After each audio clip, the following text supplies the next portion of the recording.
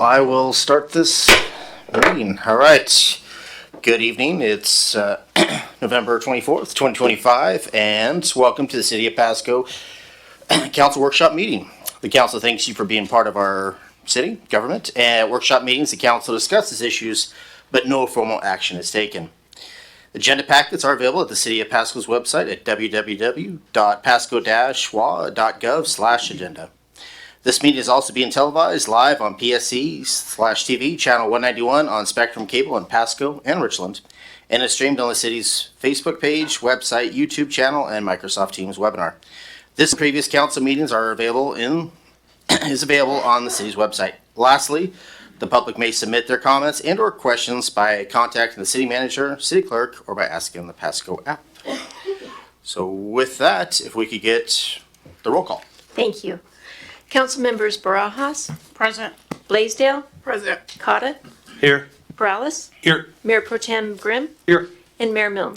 I am here. Thank you. Thank you for that. Glad that everybody's here. So if we could all rise for the Pledge of Allegiance. I pledge allegiance to the flag of the United States of America and to the republic for which it stands, one nation, under God, indivisible, with liberty and justice for all.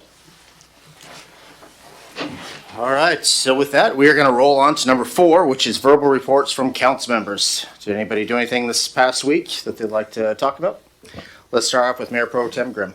Thank you, Mr. Mayor. On Friday, I at least virtually attended the Ben Franklin Council of Governments meeting where we talked about the 2050 Regional Transportation Plan, the 2026 Regional Transportation Plan, and just some general updates and others.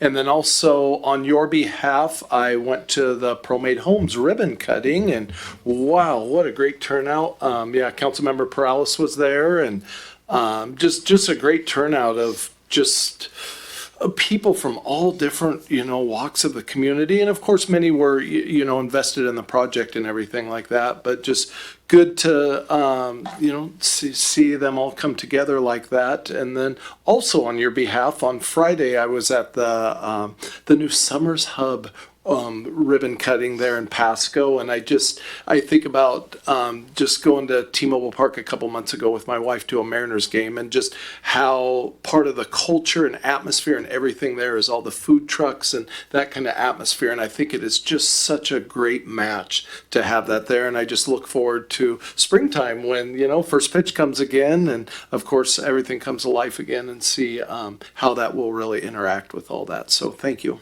Well, thank you for that. I do appreciate you covering for me on the ProMade Homes. I know we had a staff meeting looking at finance director, and that took about a little over 5 hours. So from 11 to 4, and so by the time you get out, it's 4:30. So it was a long day. But again, I appreciate your leadership in trying to step up and do that. I assume they also had like cookies, like put your face on, something like that?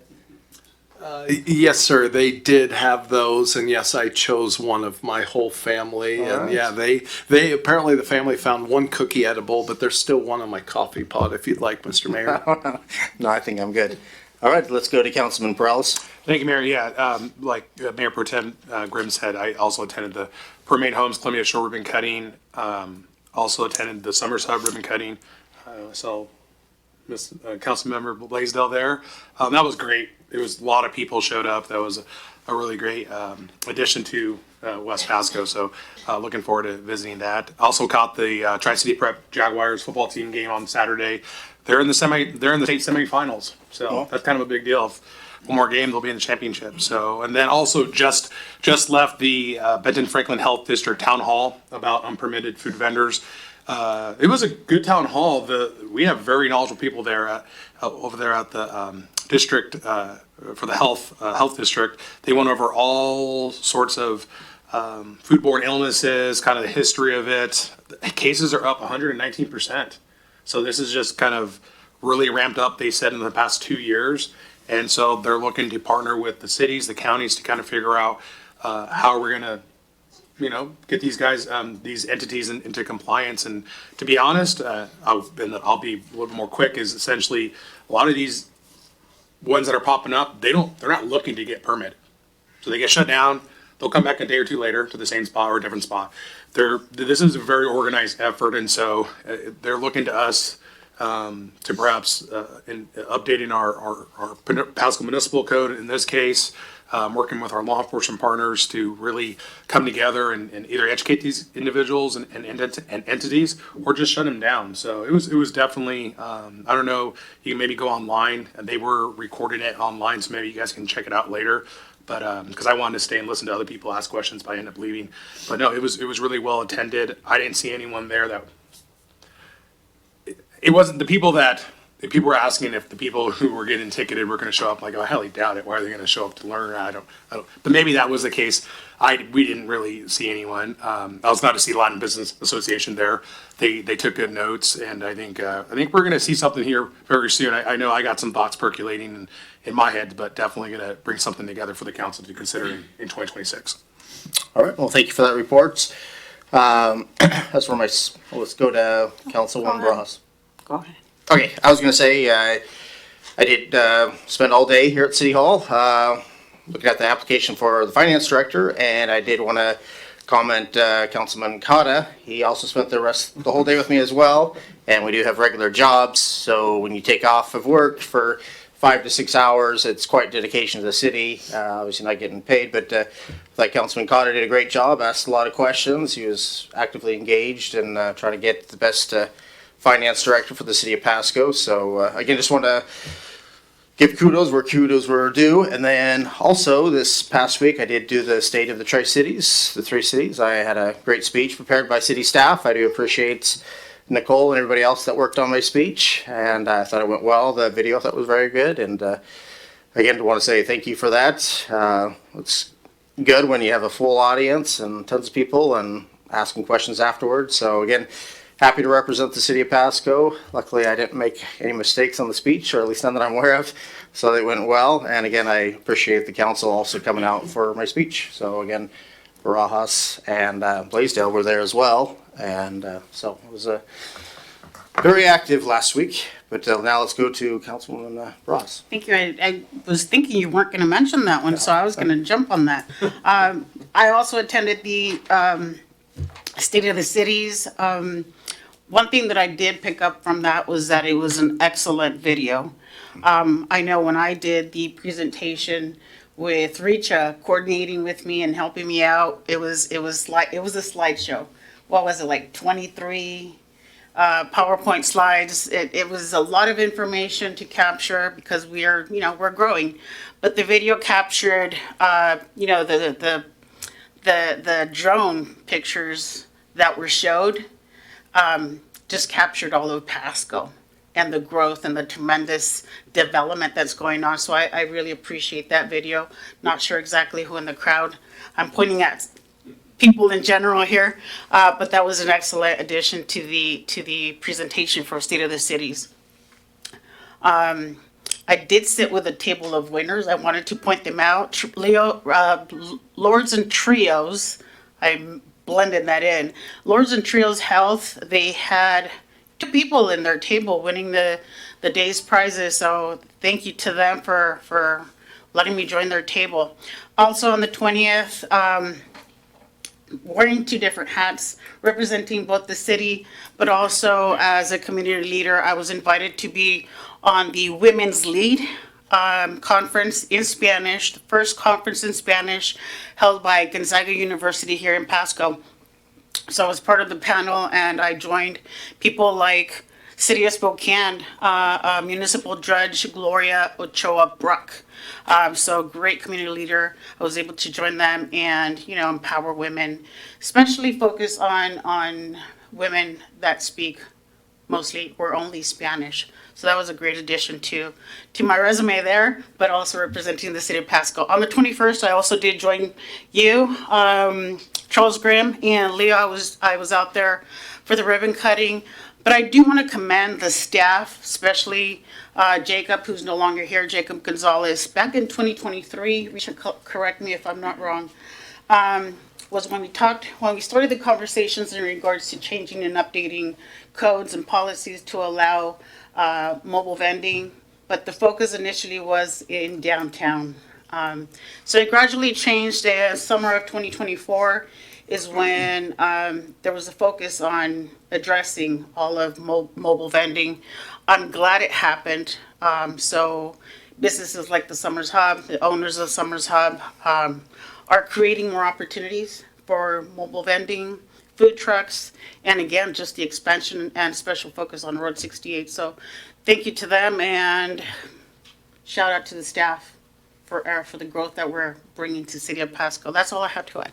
All right. Well, thank you for that report. I do appreciate it.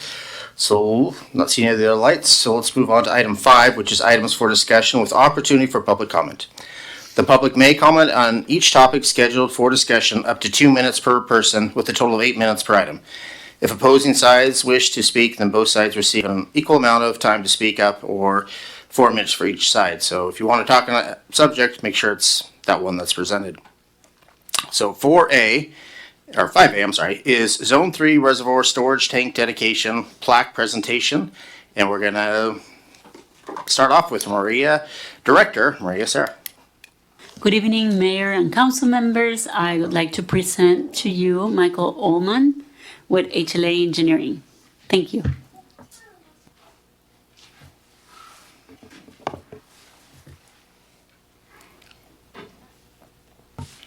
Mayor, Council, thank you very much for having me here tonight.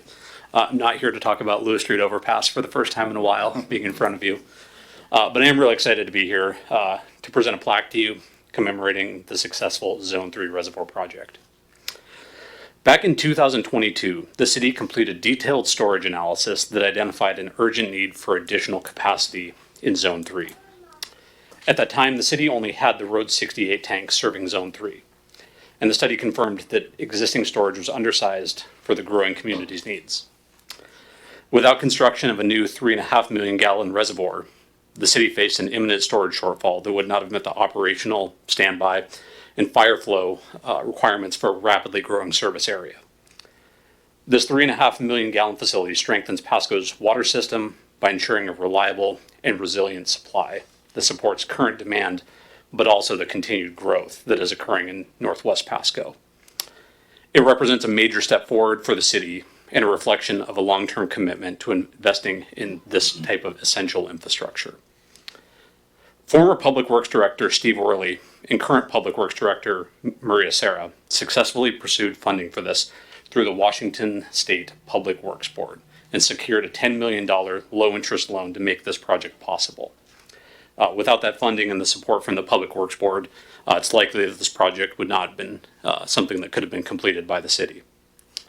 Water is one of our most vital resources because it supports the health, safety, and really the prosperity of the entire community. As Pasco continues to grow, the infrastructure has to grow with it. The reservoir helps accomplish that by improving the city's ability to store and distribute water for everyday use, fire protection, even future development. I also want to highlight that the Zone 3 reservoir was the city's first progressive design build project. Under this alternative delivery model, a single team is responsible for both the design and construction rather than having two separate contracts for that.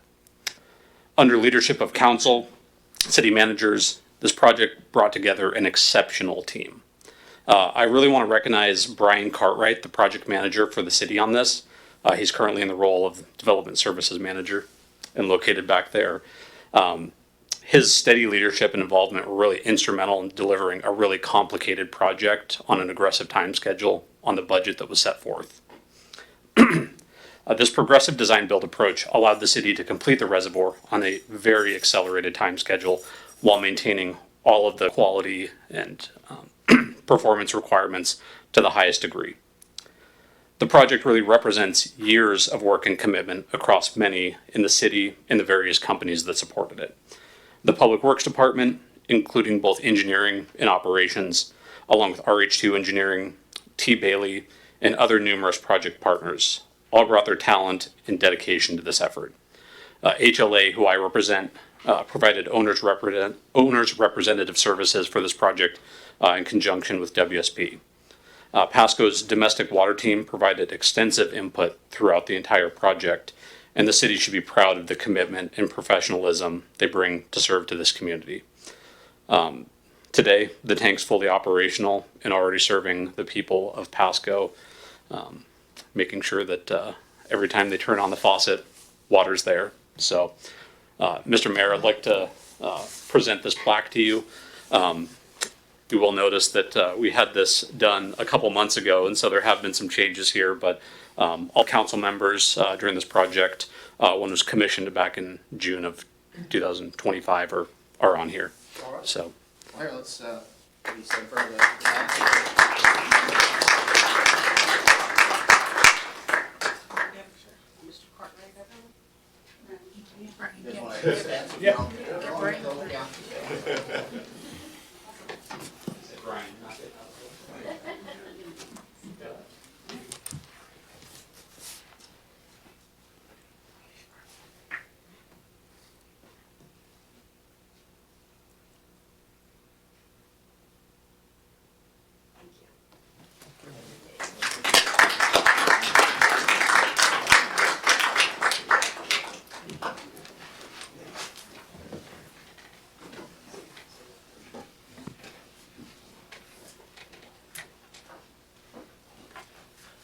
Thank you for that. I appreciate the hard work of the council and staff and everybody involved in the project. I was hoping my little granddaughter would be able to see it, but I guess they had to leave. That was my daughter with her grandchild, so she came to see me, and again, unfortunately, she did have to leave. But I just wanted to say that we appreciate everybody that comes to the council meetings, that tries to get involved in the city, and I appreciate the hard work of, especially of staff, in making Pasco a better place. Anybody on the dais like to make a comment or have a question on the presentation? No? Anybody in the audience? Again, if you'd like to make a comment, Mr. Iman, I do know who you are. Again, I would just say, we always don't not want to rain on anybody's parade, but again, if you'd like me to say some words, please do. Well, my name is Tim Iman, and I'm really pissed. Last Monday, everyone on this council, including the mayor, decided not to raise car tax. And you said you weren't going to raise a single tax unless you put it on the ballot and let the voters decide. That's good for the citizens of Pasco. It's good for the people of the state of Washington. But I'm pissed because as an activist, you've given me nothing to work with here. I got nothing to criticize, nothing to bitch about. You guys did what the people wanted you to do. I drove 8 hours round trip because I wanted to compliment you for doing the right thing, a good thing, and something that I think a lot of people are really going to appreciate your willingness to do that. So as an activist, I'm pissed because I'm always pissed, but in this particular situation, I was really happy to see that story from last week. I watched the council meeting, and it was very, very encouraging, and just want to say thank you for what you did. Thank you. All right, well, thank you. Thanks for the comment. Do we have anybody else that wants to talk about the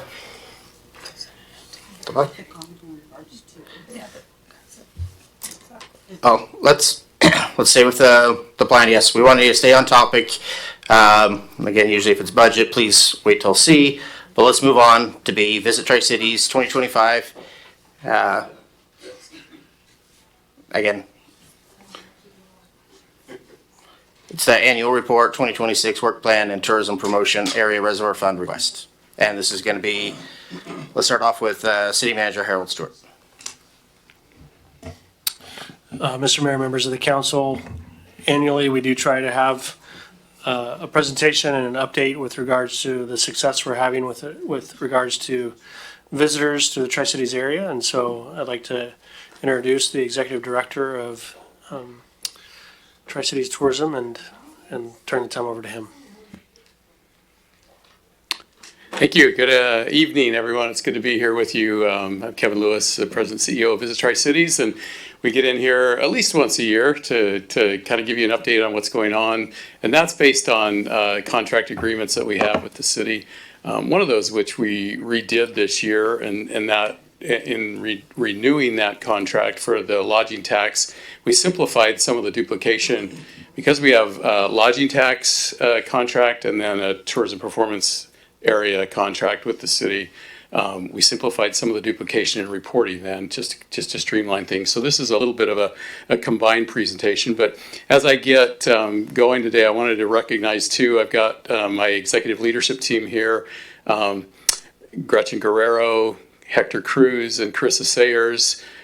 key people on my team, all of them from Pasco, coincidentally, which is great. And then Buck Taff, our chairman of our Visit Tri-Cities board this year, who you know very well, Buck, from the airport. So appreciate them coming to be part of this.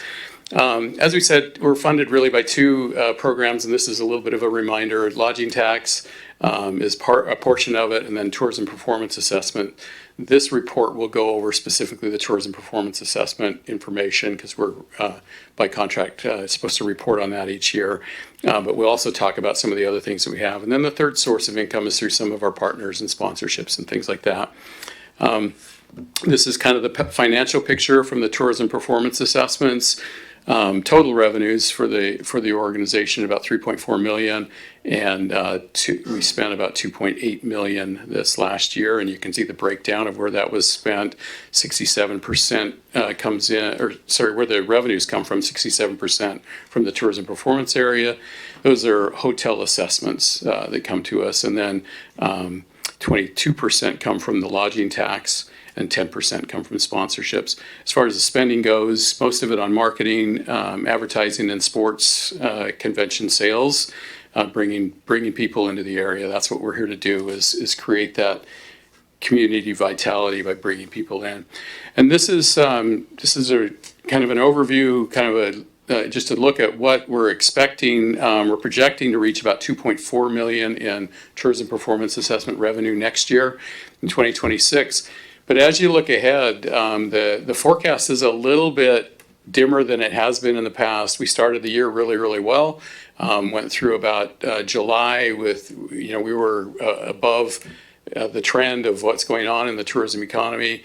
But that started to taper off in July and August, and so we're kind of pacing along with what the rest of the region is since about August, which is kind of flattened down. A lot of things going on that are, influencing that, kind of the political climate, government shutdowns, all of those kinds of things make things a little bit trickier with travel. And inflation certainly had a role to play in it as well. So projecting that 2.4 million, that's kind of a flat projection, just a little bit up from what we had in 2025. Tri-Cities is still strong, though, in the market. Realistically, we've got a pretty diverse market. When one thing's down, another one can be up, and that sort of balances us out. And relative to some of the other destinations in the state, we're doing quite well. Some of the things that are influencing that, the venue improvements are great. We talked about some of the things that are happening over at HAPO. The food hub and all those kinds of things help that because it makes us more attractive to the groups that are coming in. And then the signature events that we're focusing on, bringing those in, make a big difference as well. So remain pretty strong. As we go forward, you've seen this. We've got 5 strategic pillars that we work off of, and that's what we report on. Those are the things we're focused on. Our sales team bringing in group business, our marketing team focused on the leisure market and the branding of the area. But we're also involved in the destination development and the community engagement, and we've got a great operations team. We're pretty innovative in the things that we do. All of that creates a pretty dynamic and creates vitality in the community. This is the overall picture of the economy. $630 million in visitor spending come in each year. That brings about $77 million in tax revenues. About 4.4 million visitor trips came to the area, and there's about 5,900 jobs in our region that are tourism hospitality jobs. And so from that, you get the direct spending, you get indirect impacts. You guys know the economics of this. That money moves its way around through the economy and supports other businesses. You get all the work that comes into the construction and the finance and all the other components that help build that economy. So it's a great thing to have as a community. In terms of Pasco specifically, Visit Tri-Cities facilitated 61 tourism events in Pasco in 2025. That brought in about a little more than 57,000 visitors and about almost 15 million in visitor spending. The note there, more than 55% of the sports tourism that comes into the region comes into Pasco. And coming in 2026, we booked the USA Cornhole Tournament at the HAPO Center. That's going to be fun. That'll be on ESPN Plus, so we get a little bit of exposure from that one too. So new event coming in, and there's some other things too there that we've booked, but I won't take a lot of time to go through all of that. But some major events, you guys are familiar with this. Just a week or so ago, we had the state cross country championships, 1.2 million in visitor spending. Just a great event for our community. We have beautiful weather for that again, and that will help bring it back. It's been coming here for about 37 years, but the contract is up again. We're going up for renewal, so we're glad we got good weather this year. We can brag on that, and we have a great venue and everything else. Water Follies, we booked a new group, the International Order of Rainbow for Girls, that happened at the Hapo Center this year. That's a great event. That was a new event this year. The NWAC championships for basketball and volleyball happened here, and the USSA softball brought in about 2,200 visitors. So some nice, significant events that are happening in Pasco. Of course, for the region, one of the big events is Ironman, brought in about 7.5 million in visitor spending. 2,000 athletes and 10,000 visitors this year, representing 43 states and 14 countries. They average about 3.4 nights, and 93% of those people, about 50% of them had never been here before, and 93% of those plan to return. So that's a good event. And the first year growth, I think we reported on this previously, but we saw about a 50% growth in revenue that weekend. When from the year that we didn't have the Ironman to the year that we had it, it was about a 50% growth in revenue for that weekend. Now that we've got that, we sort of maintain that. So this year was about even, maybe just a little bit down. We didn't have one of the other events that we had that weekend wasn't here. And we're starting to see some leakage from those visitors that are staying in short-term rentals, Airbnbs and things like that. They're not staying in the hotels. So some of the numbers were down just slightly, but in terms of the visitation and the overall numbers, they're up. So that's just a great event for the entire area. I like having Buck here with the airport. There's always good things going on there, and it's great to have him as the chairman of our board. You can see the numbers in 2025 up every month until September. It just dipped slightly in September. And again, that's some of those trends that we were talking about, some of the impacts of travel happening there. So hope to see those back up through the rest of the year, but some great impacts there. And we've been collaborating with them and doing some marketing. We found that some of our highest spending visitors come from those destinations where they're flying in. We got the data that tracks that. So we've been advertising to those destinations and trying to support some of that too. Here's the breakdown in the TPA. So what we're projecting is about 21,000 estimated room nights next year, about 7 million in economic impact, and 2.8 million in hotel spending, direct spending to our hotels. That's in the convention side. On the sports tournament side, about 22,000 projected guest rooms for 12 million in economic impact and 3.5 million in hotel spending. So good numbers there. Again, slight increase from what we projected last year. We've got some good bookings looking forward.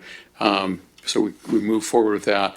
Then just in general tourism development, a lot of stuff going on in our digital advertising, public relations, social media, all of that stuff is doing well. I'll show you some numbers for some of the things that are happening with that.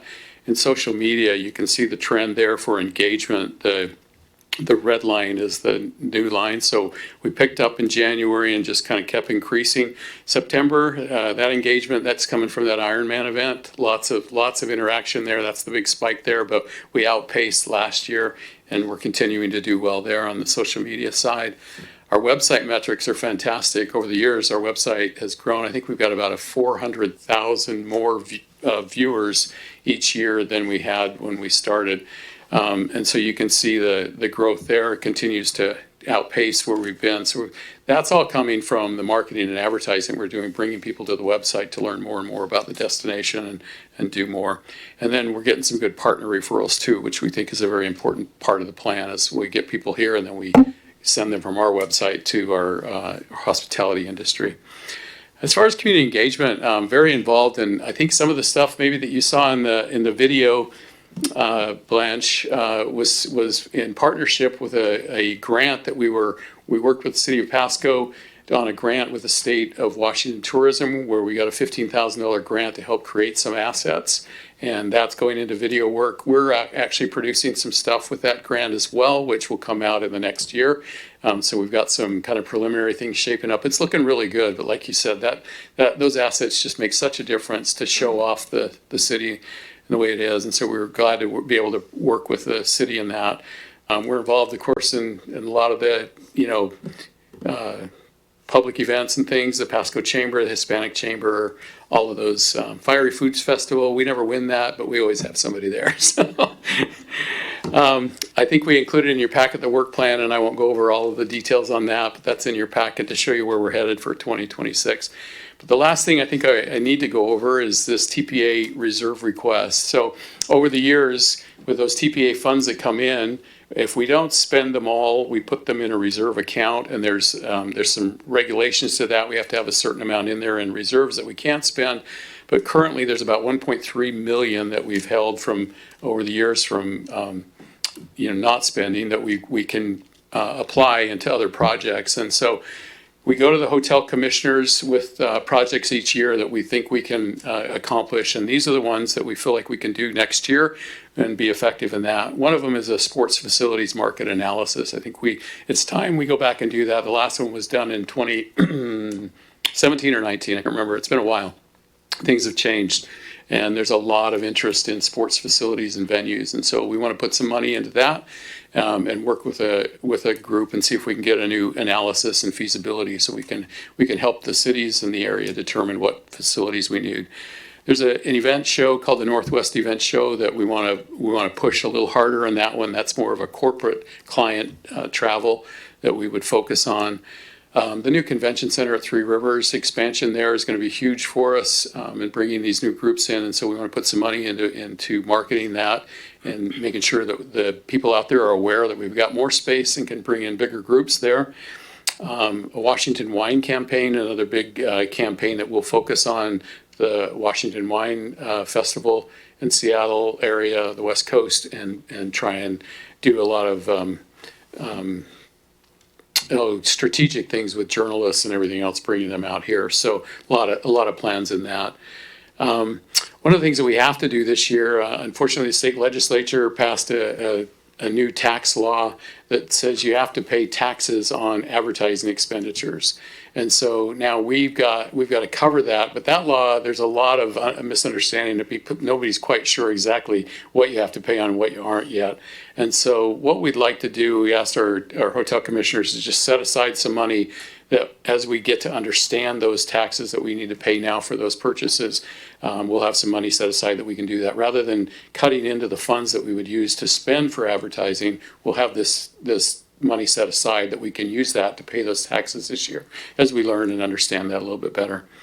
An ambassador influencer program, so getting some local influencers in the area who talk online socially about this area quite a bit.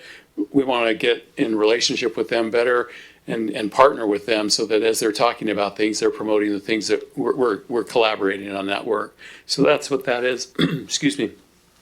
Then some other media fam tours where we'll bring in journalists and things to the area. And then the last one is a 509 fam tour. We've been talking with the folks, our counterparts in Walla Walla and Spokane, about collaborating on an Eastern Washington type of a campaign where we bring in media journalists that maybe do a bigger approach, a regional approach to this area. So we, kind of stumbled on the phrase, the bright side of the state. And so we'll focus on those journalists telling the story of the place, the sunny side of the state and an itinerary that works along that. So some activation there for that. So total request this year is about $253,000, and the hotel commissioners approved that unanimously. We present it to the city for their approval so that we can go ahead and implement those projects. So that's kind of the nuts and bolts of the presentation this year. Happy to take any questions. Well, thank you, Mr. Lewis. I appreciate that informative presentation. Sounds like you guys are doing a great job of bringing people here to Tri-Cities and hopefully Pasco as well. Let's start off with a question or a comment by Mayor Pro Tem Grimm. Thank you, Mr. Lewis. Appreciate you being here tonight. And appreciate your emphasis on sports facilities too. It's something I know as a council we're trying to, consider, and, we want to give the people what they want and, of course, what's going to be the best return on investment. So I appreciate you taking a closer look at that. Of course, we're hoping, and I guess I should just say thank you for all the work you've done in the Ironman Festival. I know, that, you know, some people may try to take credit for other stuff, but really that's something you guys can really, you know, hang your hat on and say you've done and done well, but we just got to get them to swim across the river too, because what we're really kind of hoping for there. And yeah, I love your little logo there, the bright side of the state. Yeah, it's I think there's a lot there, and that's really well done. Thank you. Thank you. Appreciate that. One thing I didn't mention on the sports side too, yeah, a big project this year is sort of the FIFA fan zone. There's a lot of interest in FIFA this year, obviously, and working with the city of Pasco specifically on some fan zones for that. That'll be a great event for our community here too. So appreciate that. And I felt to mention too, we took our team down about a month ago. We brought our team on a retreat over to Pasco. We met at the Courtyard Marriott at the airport, and then we came down and Jesse took us on a tour of the specialty kitchen. We split the team up. They each went to a different restaurant downtown, and we just got an immersion in Pasco and had some great stories. Jesse, he's fantastic, by the way. Just, you know, giving a plug for Jesse and all the work he does. But went over to Cafe Canarte and heard the story there and just learning more about that. So we love Pasco. Like I say, you know, most of us live here on our executive team, and so we're celebrating this community. We appreciate it. Well, thank you for that. I know if you want the best Mexican food, you got to come to Pasco. It's very authentic here. So, but yes, let's move on to Councilman Prowse. Thank you, Mayor. And that's a good segue from Mayor Pro Tem Grimm, because I went through this. You know, I'm a big supporter of what Visit Tri-Cities has been doing, but I think for me to be a yes vote on this, I really need to see Ironman come to Pasco in some way, shape, or form. Yeah. I think that was one of the biggest takeaways after, especially even after former council member Harpster said, you know, it'd be great if they came to Pasco. I think I got to draw a hard line in the sand. I think we want to see that here, and that's a good way to talk about the money for the sports facility feasibility study. I think we're on the same wavelength. I just don't see where or why we need to spend $75,000 for that. I take it it's a collective, right? It's looking at it for the whole Tri-Cities. Yep. But we both know, I think we have a facility here that could probably be turned into a sports facility. That's what I would like to see. So I just don't, I'm not in favor of spending $75,000 to update a study from 2019. It's just going to turn around and tell us the same thing. Hey, you have a lot of kids here, a lot of younger population here in Pasco. They have kids that are in multiple sports leagues. You should do sports. Well, we kind of already know that. I'm sure we can go get graphs and all that stuff, nice pictures that we can put up in a presentation. But I think at the end of the day, we know that we can be a sports city here in Pasco.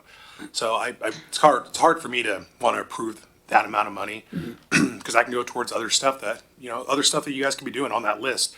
I mean, that's I'm sure that work plan was a lot bigger than what you guys presented. But again, back to, I want to see Ironman come to Pasco, and we know we have a facility here that can be turned into a sports facility. So those are my two asks. So it looks like they want to bring this back by December 1st. So I definitely have some work with my council members, and I'll email them and contact them. But if you have a comment to make about Ironman, are you guys working on bringing it to Pasco in some way, shape, or form? So I think I can address that really. Really, what it comes down to is when you're working with those event organizers, it's got to work for what they're trying to accomplish. And right now we don't have a venue in Pasco where we can host the transition. Right, there isn't a place where you could put 2,500 bikes, get them into the water, and then swim back, and then have a route. So we went to the location, working with the Ironman team on where they could see that being successful. It has been incredibly successful in Richland with the Columbia Point Marina. We talked about bringing part of the course over the bridges, but the challenge with that is if you go over one of the bridges and you have an accident on that part of the event, now you've got emergency vehicles and everything else, and the risk to reward is just not there. But what we found though with the event is like I showed in the graphs last time, 48% increase in revenue to the hotels in Pasco and throughout the rest of the community. So that event is impacting Pasco in itself. It doesn't happen here, but it's impacting Pasco positively. And as we look for other events where Pasco has the facilities, that's where we bring them. 58% or 55% of the sporting events come to Pasco because we have the facilities and the venues to do it. So that's what we have to work with. Those are the challenges that we face in doing something like that. We're continuing to look for events that Pasco could put their brand on and hang their hat on. And as we find those, events that sync up with that, that's where we push them. That's one of the reasons we went to the FIFA fan zone. We felt like this was the home for it. So we had those conversations with Jesse early on and said, we think that's the place for this event. So that's how our organization works. We're just looking for things that will impact the entire community, and we'll find the venues that will do the best. As far as the sports feasibility study, yeah, we know we need sports, but it's hard to get somebody to invest in those without some real hard data that shows what there is and what they're going to do for them long term. And so we're having conversations with people that are looking at building those kind of facilities, but they're looking for data too. And we actually had Hapo Center come to us looking for some funds to do a feasibility study for the Hapo Center. We didn't have specific funds for that. This is a way for us to take the funds that we have from the entire region and do a study for the entire region. And then we can provide that data to Hapo Center and to anybody else. So that's maybe some of the response to some of the challenges or concerns that you've got. We're definitely working to fill those slots and venues. We've got some stuff out there. Again, the American Cornhole's coming to the Hapo Center. When we find an event that will work in Pasco, that's where we're putting it. And that's what we're focused on. So we'll continue to do that. Kevin, thank you. Thank you for that answer, Kevin. I was going to follow up on Councilman Perales. So on the Ironman, when you're saying where they do the switch from say running to jumping on a bike, the core owning at the moment, say Chihuahua Park, having the rights to, does that cause problems? Or as far as, because a lot of times say even if you have to update something on a city park, you have to have core permission. Them being in, we always talk about the shoreline reconveyance. Obviously, City of Pasco wants it to happen, but would those open up more venues, or are you unsure if that would be a factor? That's definitely a possibility. Again, it's having the facilities around a venue like that where you could put that amount of people in and give them the access to the things that they need, where you've got control over that. So, yeah, there are certain events that you can do. You could do it at Chihuahua Park or Wade Park or whatever, but if you look at an event the size of an Ironman, they just don't have the capability. Hotels, restaurants, everything surrounding Columbia Point Marina. It's a perfect venue, and that's why that event is so successful. People come in, their families can stay right there. They can eat while they're out on the bike. They can come back and watch them when they come into the transition, and then be back. It really makes a really nice venue for that. So it's kind of taking all of that in consideration. And but I think you're right about having control of those assets makes it feasible where you can start to do a little bit more with them. All right. Well, thank you. Let's jump to Councilwoman Blaisdell. Thank you. First, I'd like to say I've been in the hotel industry 20 plus years now. And over the last 20 years, Visit Tri-Cities has grown and has brought many events, and it keeps getting better. So thank you. I can't express the value that Visit Tri-Cities brings to Tri-Cities as a whole, especially Pasco. But one thing that I think part of, council needs to understand where the lodging tax actually comes from. Can you explain a little bit more how that money's collected and where that money is distributed? Yeah, so the two forms, thank you for the question, two forms of lodging revenue that we get. The first is the lodging tax. So that's part of a sales tax that is specific to hotels. There's a 2% lodging tax that comes in. Visit Tri-Cities via contract gets 1% of that, so half of that lodging tax. It's not quite 1% because it's spread out over a 5-year rolling average, so it equals out. But it's essentially the first 1% of that lodging tax, and then the rest of that goes to the city for other uses that the city uses it for, mostly tourism-related expenses. So that was about 23% of our revenues come from that lodging tax. The second is the tourism performance area. And you know, I can flip back here and show you kind of the difference in those numbers, these two graphs here. So the big number, 67.1%, that's what happened is back in 2004, I believe, the legislature approved the ability for jurisdictions to get together and create a tourism performance area where if all of the hotel properties agreed to it, they could then charge an assessment, an industry assessment. Ours is currently $3 per room per night that goes into that tourism performance area. So the hotels have agreed to pay that or to charge that assessment. That has to work back through an organization like ours to manage those funds. And so that's set up through the TPA Commission, which is hotel general managers. They regulate what happens there, and they're the ones that have approved the assessment. And so they're the ones that are collecting it. The reason it goes through the city is because it's just, it has to pass through an entity to come back to us. And so that's the regulation there. So did that kind of describe where that's all coming from? So the two different sources, part of it is the tax and part of it's the industry self-assessment where they're charging their guests $3 a room per night because they want that promotion, they want that marketing to happen to bring more people into the community. And then what you find out is that money goes to the hotels, as we showed. You know, there's a good percentage that goes to hotels.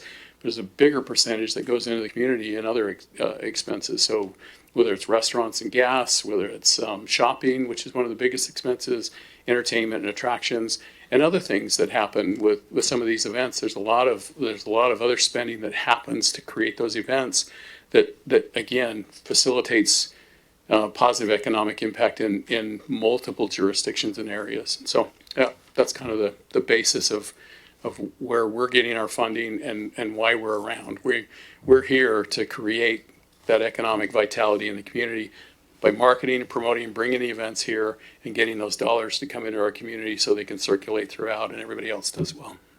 And I just want to make one more comment regarding Ironman. I don't know if you've been to Richland during the Ironman competition or drove, but it's pretty crazy.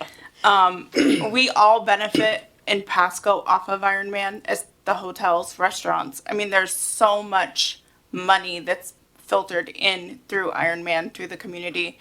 And I would love to keep it as is. Sometimes you gotta be careful what you wish for, right? Right. So, with the event comes some of the complications of the event, yeah, for sure. But I appreciate all the community partners that have had their hand orchestrating that event, and especially your staff and even your board member, Mr. Taft over there.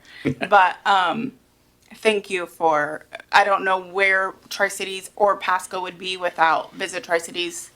I think a lot of hotels would be hurting without the amount of business that you guys bring into the area. Thank you, yeah. Well, thank you for that. I know I went to some concerts this past weekend, and I was shocked being in Seattle, and the parking fee wasn't even in the thing, but you know, like the hotel would say $150 a night, and then on top of it, you're hit with a $42 per night parking fee. Yeah. Like, holy crap. So I'm glad that you guys don't try to make your money elsewhere or charge people for parking, because boy, it comes as a shock when they're hitting you for that kind of money per day. And so again, I just appreciate you being open and honest with how the breakdown and everything. And Yeah.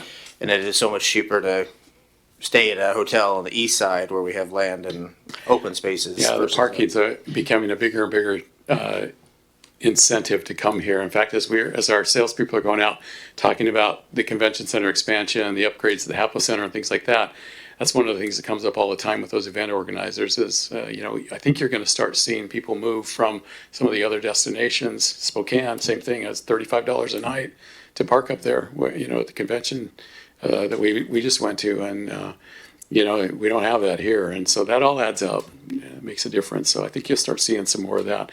One of the reasons kind of we're holding our own in this kind of tough environment right now. Thank you. I think we have we have a question from the council. Let's start off with Councilwoman Barajas. No question, a few comments though. Mr. Lewis, I do want to point back to the revenue, the Tri-Cities revenue that's coming in. You're reporting, and I think it's on 2 slides after that one. Got that one? Previous one, where Tri-Cities visitor economy. It's showing, There you go. Yeah. yes, it's showing $630 million coming in from visitors.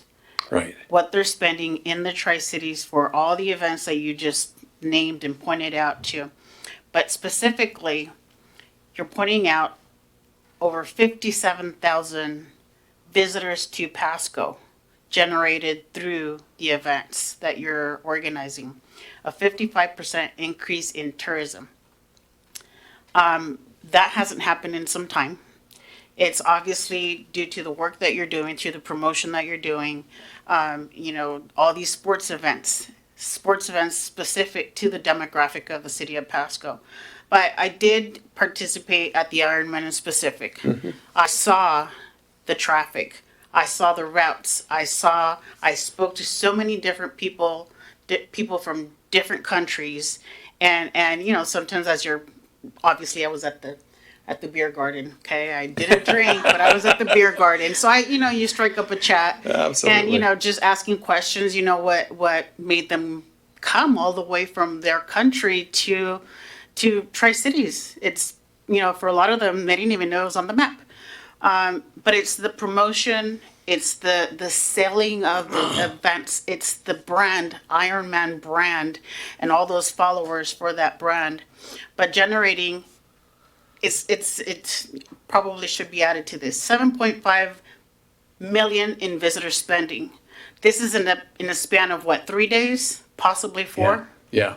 So that is a huge chunk of money that is coming in on this specific sport. I do not question the $253,000 that you're requesting. This is coming from a reserve. Yeah. This is coming from a fund that was created especially by those taxes for all the events you're already creating. I don't question that. I support it. And knowing, and I did actually have questions, but you spoke so eloquently and explained it. The feasibility study is specifically for that, to determine where there's any gaps, to determine where there's more potential for growth. So I don't question that. I realize it has to be actualized, every 2 to 3 years possibly, or sooner than that, depending on the growth. So no questions for me. I have no questions whatsoever, but I do have one final comment. Yes.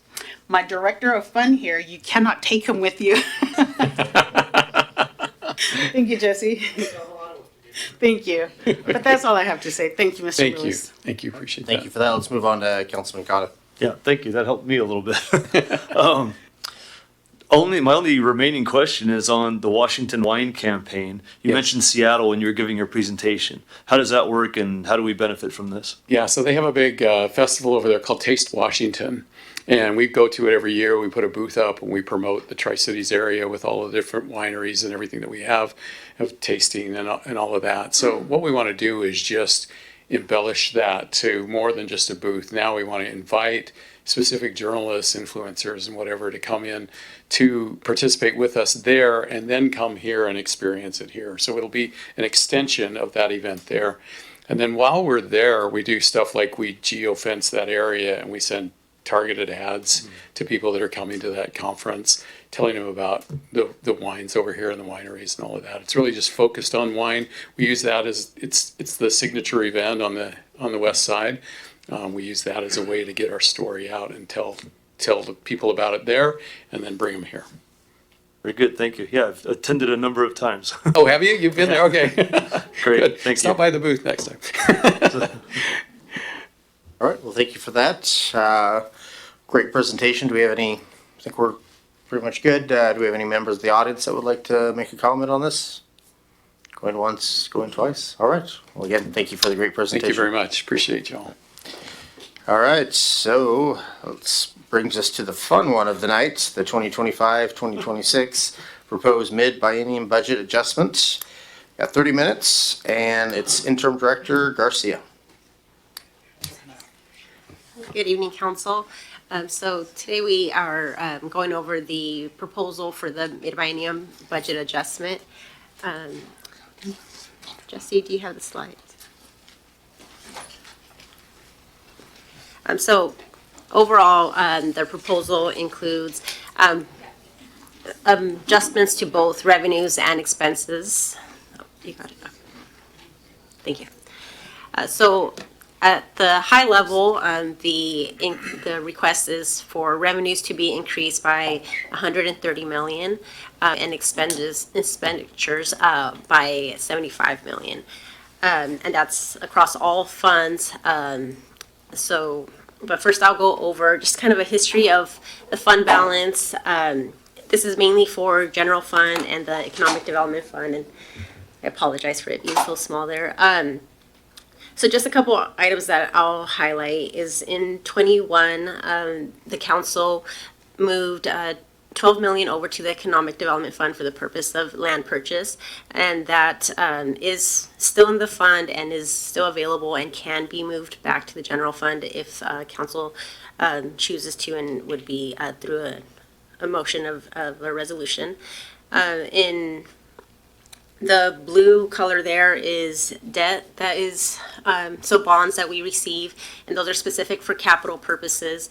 So you can see in 24, there was a large increase there for bond proceeds that were received and have been spent down over the course of, we got it kind of late in 24, so most of the spending has been this year. So that's one of the largest items that is reflected in the amendments.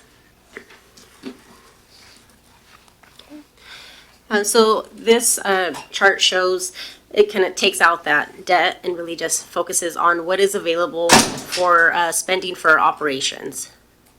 So the blue on this one is the economic development funds, the 12 million that is from general fund that is in the economic development fund, that if council does not see the need for it, we can always transfer it back.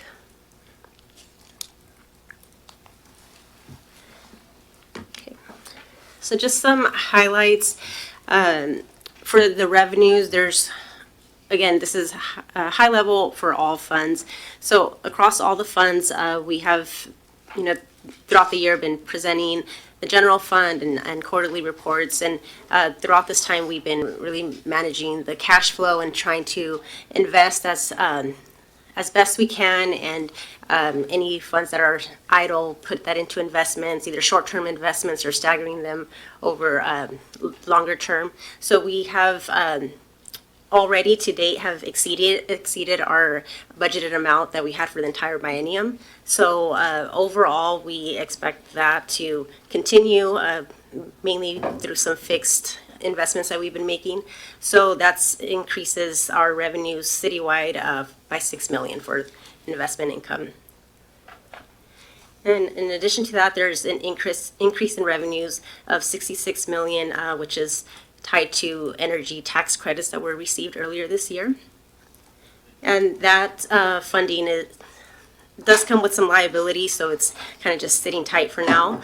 And also recently with the increase to the utility tax, that to 10%, that is reflected into the 900,000 in increase there. There are some decreases, mainly due to decline and slower patterns in development. So permitting and development fees are not as where we would expect them and where they were budgeted. So we are decreasing that revenue for now.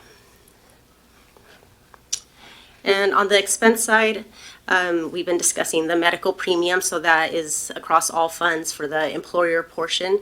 The premiums as a whole went up, so the employer portion also goes up. So that's, as a total, it's estimated to be at 3 million. It could be a little less depending on the plans that employees choose. So that is just a conservative estimate. There was also some land purchase. And overall, for the street fund, Revenues have been declining there, so there is a need to increase the expense there for $1 million. In the ambulance fund, tied to the recent contract agreement, there is a need to increase those expenses for about $1 million. Also, a couple interlocal agreements with the animal shelter and with the jail, which is increasing expenses there just based off operations.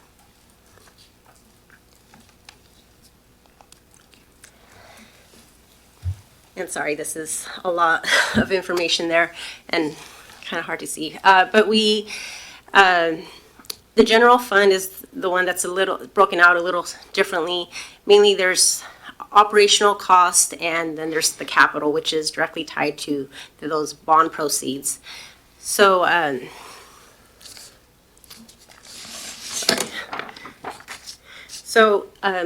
you can see there's the already approved amendments, which are mainly carryovers that were approved earlier this year, and that's mainly tied to, again, bond spending.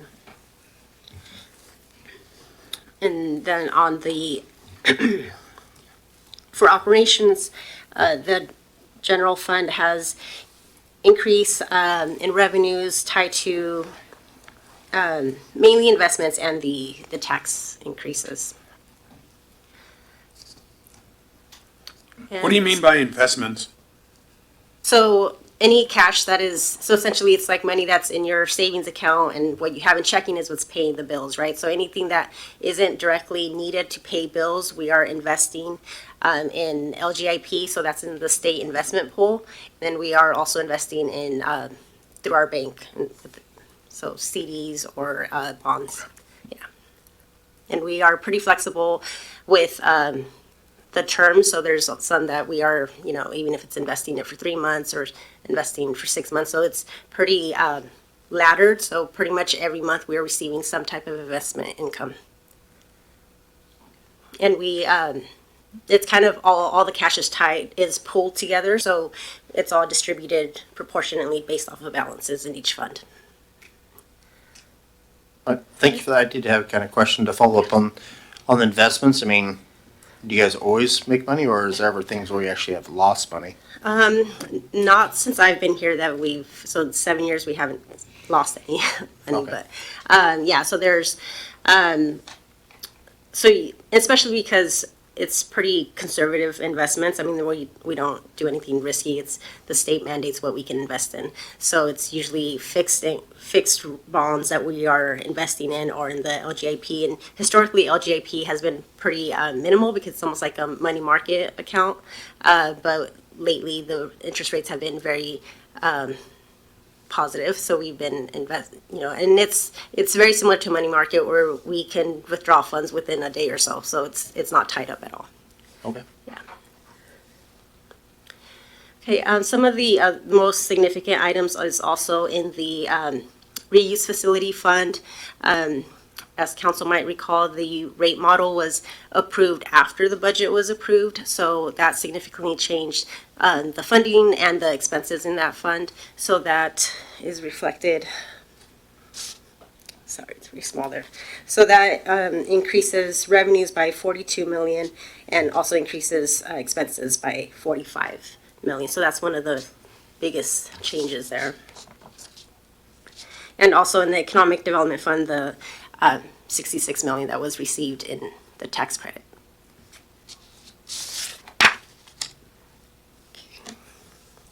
And I know it's hard to see, but is there any other questions on the funds displayed here? I have a question. All right, well, let's start off with Councilwoman Barajas. A question, I'm going back to, well, I don't have that list, but I'm going back to the list that I do have in the agenda. As far as expenses, you have fire department here. Chief, I'm not picking on you. You have fire department here at $150,000, and then we go down the line, you have police at $46,300. Why the difference? And I can guess why, but I just want to hear it. Oh, sorry, wrong slide. So for police, So it's mainly tied to the different agreement, the collective bargaining agreements are, they have different rates that are impacted there. So that's part of it. And then there's also the buy pin for police that is, the cost increased significantly there. So this is in regards to salaries or wages only? Part of it is, yeah, part of it is, and Okay. for police specifically, the jail agreement that we have with the county has, the costs have gone up quite a bit there, and then also the agreement that we have for the 911 system. Okay. Thank you. No further questions. All right. Oh, I guess I'm not seeing any of the lights on, so if we want to keep going. Okay. Sorry, it looked like we must be missing this page there. Well, the only other item that was excluded there was just fire pension and some interfunds, but mainly it had to do with the medical plans. So. Any other questions? All right. Let's jump to Councilman Morales again. Yeah, I figured I was just gonna wait till the end of the presentation. So, if I'm reading this right, we have a $10.5 million deficit. Is that what that is gonna be if everything holds true at the end of the year? Yeah, so that's what was budgeted. So really, what the ending fund balance is at the very end. So we have what was originally budgeted around this time last year for the biennium. Then we have what's been approved so far throughout this year, mainly carryovers. And then the orange there is what we are proposing now, which is mainly more operational type items. So that last column is what has what the fund balance would be. So that would be the ending fund balance for end of 26 would be around 15 million.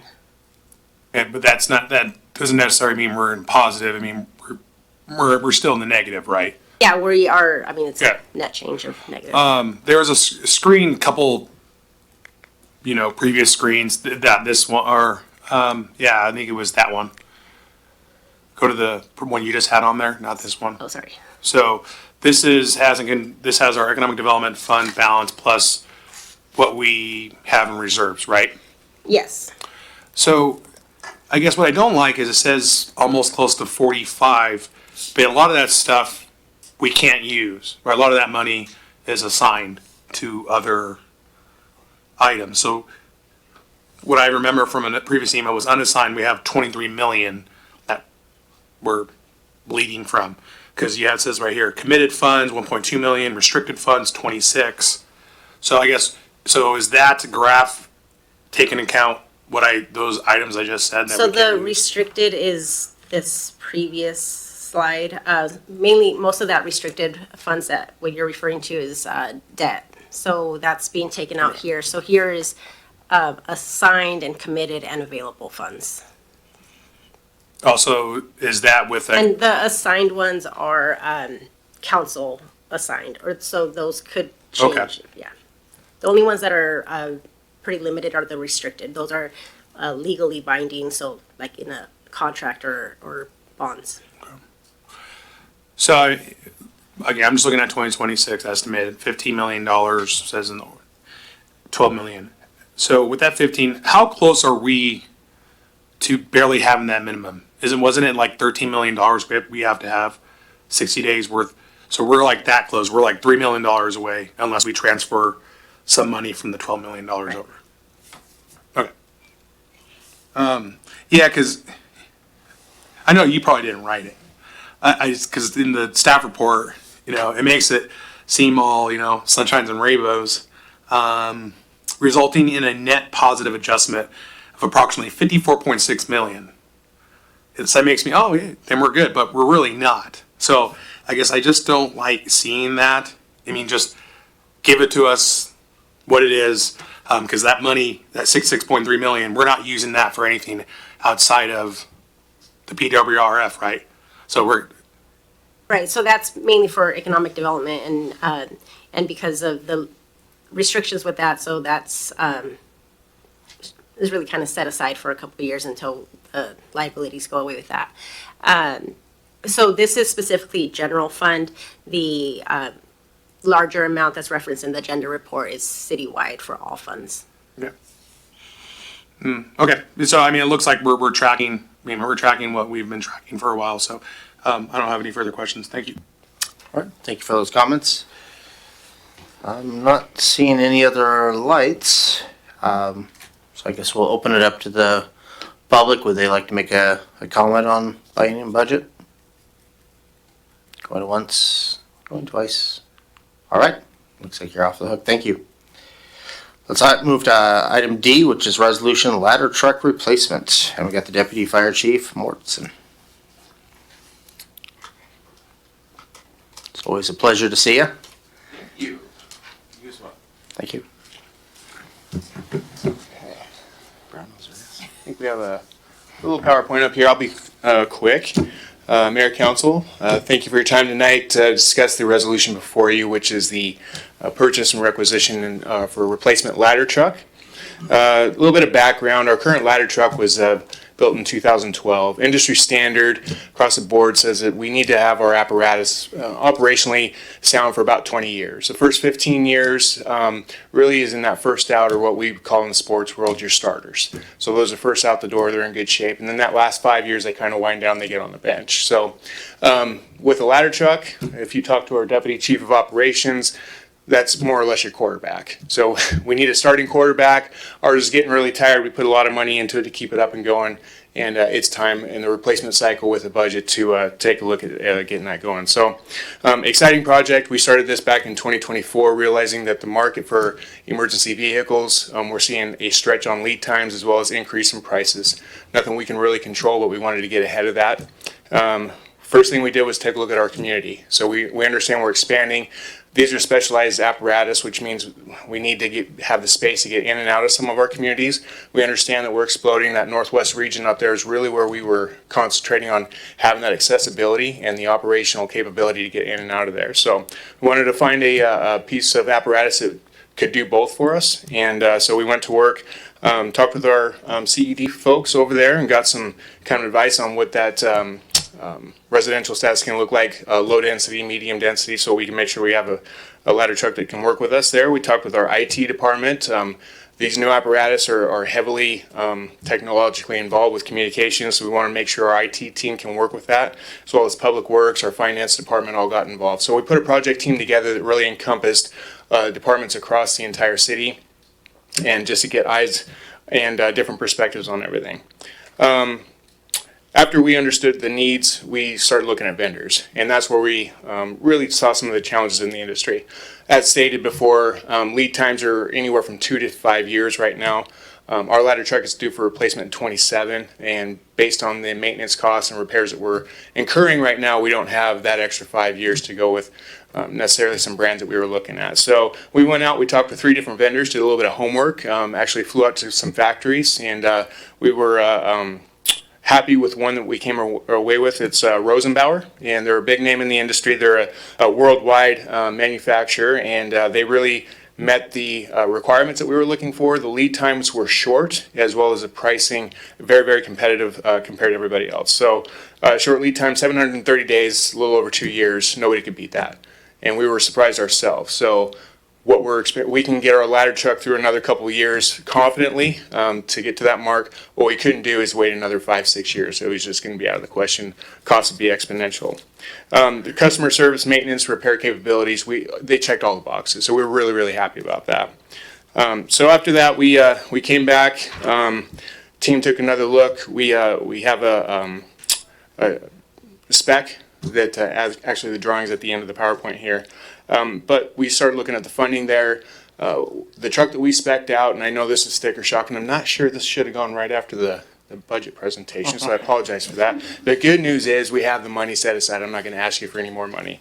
But they're very, very expensive. And again, we can't control those costs, the materials and supplies. So what we're looking at right now, the quote that's built into the package that you're seeing is a price of $2.409 million. So that is as the truck is built right now, and that is with everything that we asked for. Through this process over the next year, we're going to be dialing that down and really concentrating on the needs and not necessarily the wants of that vehicle. part of the package that you'll see as well is a prepayment discount. So having the money set aside through our equipment replacement plan and having saved for the last 15 years, we're going to save $40,000 right off the top of that. And there were a couple other items that we've already identified. We're going to be a couple $100,000 under what we've already identified in this purchase. So, of course, a couple other things that we really tried to do this year, went through our entire fleet. We understood this purchase was coming up, and the fire department is very sensitive about what's going on with the city budgets right now. So we went through our fleet. Proud to say we surplus sold $160,000 worth of extra equipment and vehicles this year, and aimed that those funds back towards the purchase of the ladder truck. Our reserve ladder truck is also on the market right now through a consignment company. It's currently sitting at $200,000. Don't really have an expectation of when we'll sell on that, but those funds will actually come back in and help replace those funds, the line item as well. As you know, when we need to make a purchase, an asset of this magnitude, we do need to come before you to get budget authority to spend, and that is why I'm here tonight. Sourcewell is it's a GPO, so not asking for a sole source to go with Rosenbauer. We're asking that's already been checked with the cooperative purchasing organization. So in alignment with the A&O, we're just asking for two things. Budget authority to spend what we already have that we've aimed the money towards. Again, we have everything that we need to make the purchase as stands right now.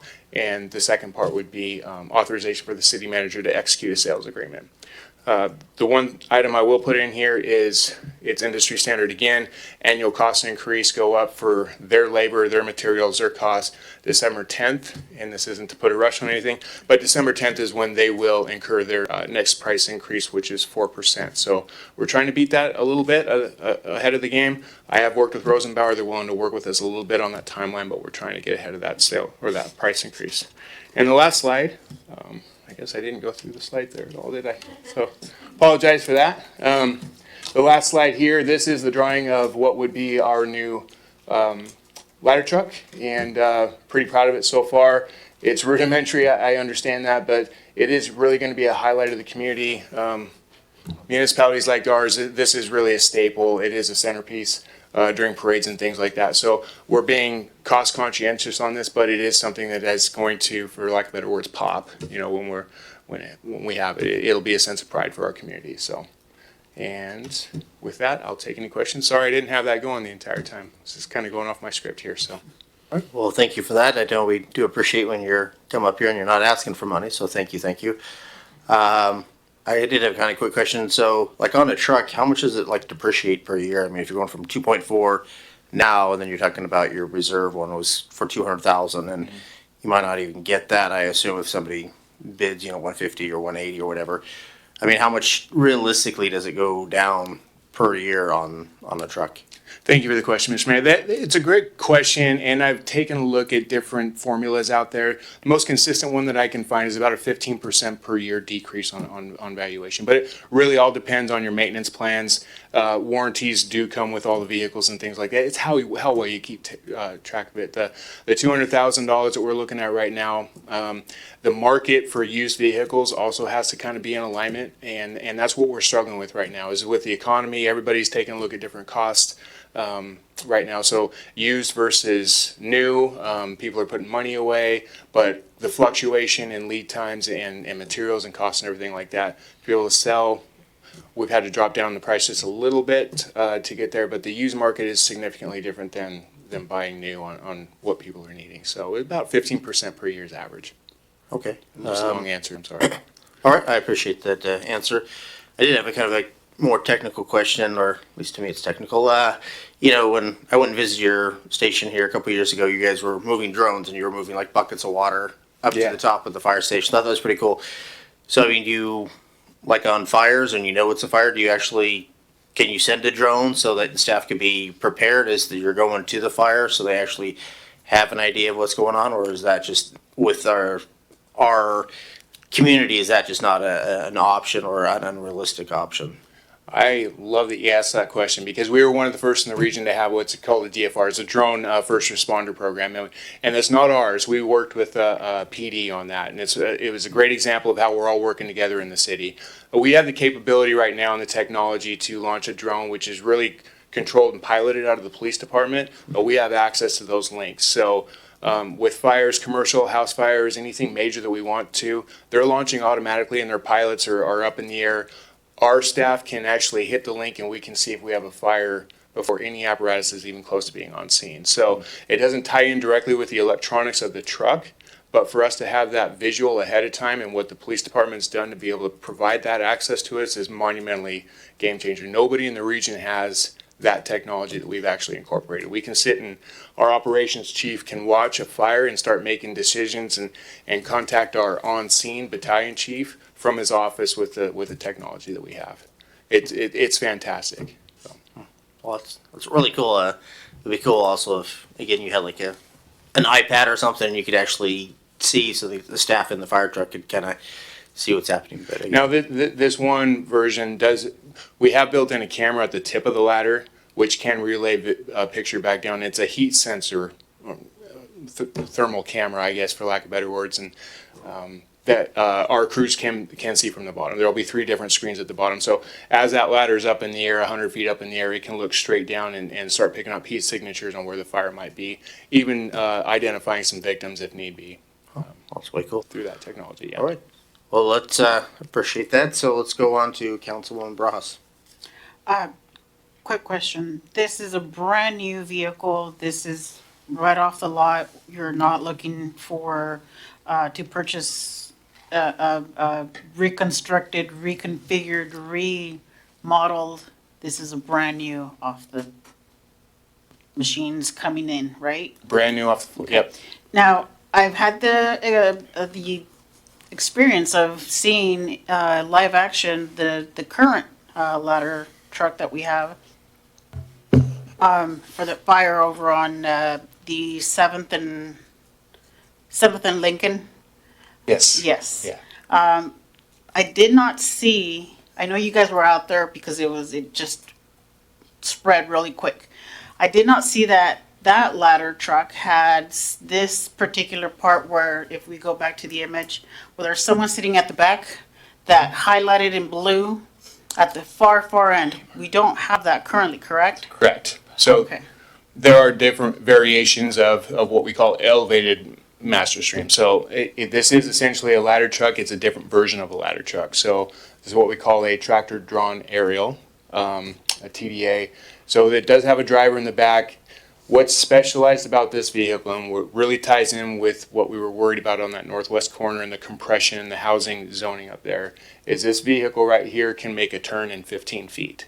Our current ladder truck does not have the capability to get in some of our current neighborhoods right now, and that's what we're really struggling with. And when I say that our ladder truck is a quarterback of fireground operations, that has all of our technical rescue equipment on it. It has our ladders. It has everything that we really, really need to be on scene. And right now we struggle, if at all possible, to get into some of our neighborhoods. So knowing that compression is coming up over there and trying to predict for the next 20 years, we really took a look at this. The cost comparisons right there next to each other, they're all kind of in alignment. It's basically what your community needs. This is going to look different than anything we've seen in the region before, but our community is going to start looking a lot different than anything that we've seen in this area before. So we needed something that was really going to ensure our protection, our maneuverability, and our ability to access for the next 20 years, and this is what's going to be able to do that for us. So you can see the front looks like a semi-truck. It pretty much is. It's a truck. And the back is a trailer that swivels out, but what you're seeing in the rear right there, that person who's sitting in the seat, that's another steering component in the back, and that's where we can make some of those turns in a 10 to 15 foot radius. So very, very big truck can make very, very tight I turns. appreciate that, and I don't have any further comments, but questions, but I do have a couple comments.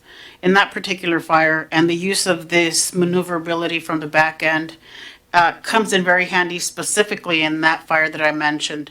And this is just a call out to our community. If you see a fire, please don't pull over to the side, get out and start recording, just move out of the way. There was a need for our first responders, there was a need for fire department to show up, and I realize that you guys want to be out there and recording, but it blocked our first responders to respond sooner and to get to that site faster. So just a call out to our community, but I also want to say thank you for being proactive on selling of the equipment that is no longer needed or used to pay up on that added expense. So those are my last two comments. Thank you. Thank you. All right, thank you for that. Let's move on to Mayor Pro Tem Grimm. Thank you, Mr. Mayor. Thank you, Mr. Mortensen. I know who's back there, Chief. Cosmo's got the caboose, right? Everybody wants to ride back there, but no, in front of me, I'm also just on a kind of an unrelated. I just want to thank you and Chief Crowley and everybody for your team for just being leaders in getting rid of this forever foam that was kind of splattered across all of the local media and everything today, and just being leaders in that, and putting your firefighter safety at a paramount level and all that you do and everything. So really appreciate all the work you're doing there, sir. Thank you very much. Appreciate that. All right, well, thank you. I think that's a hint that he wants to be on the 4th of July parade. He wants to be in the back of the fire truck. We can make it happen. All right, now if only he could get sponsors for naming of the fire truck, that'd be even better. Cut down the cost. But I appreciate you not asking for money, and it sounds like you guys are doing an amazing job. So thank you. Thank you very much, Mr. Mayor. All right. Do we have anybody from the audience that would like to? All right. So it looks like we have somebody that wants to make a comment. Thank you again. Thank you.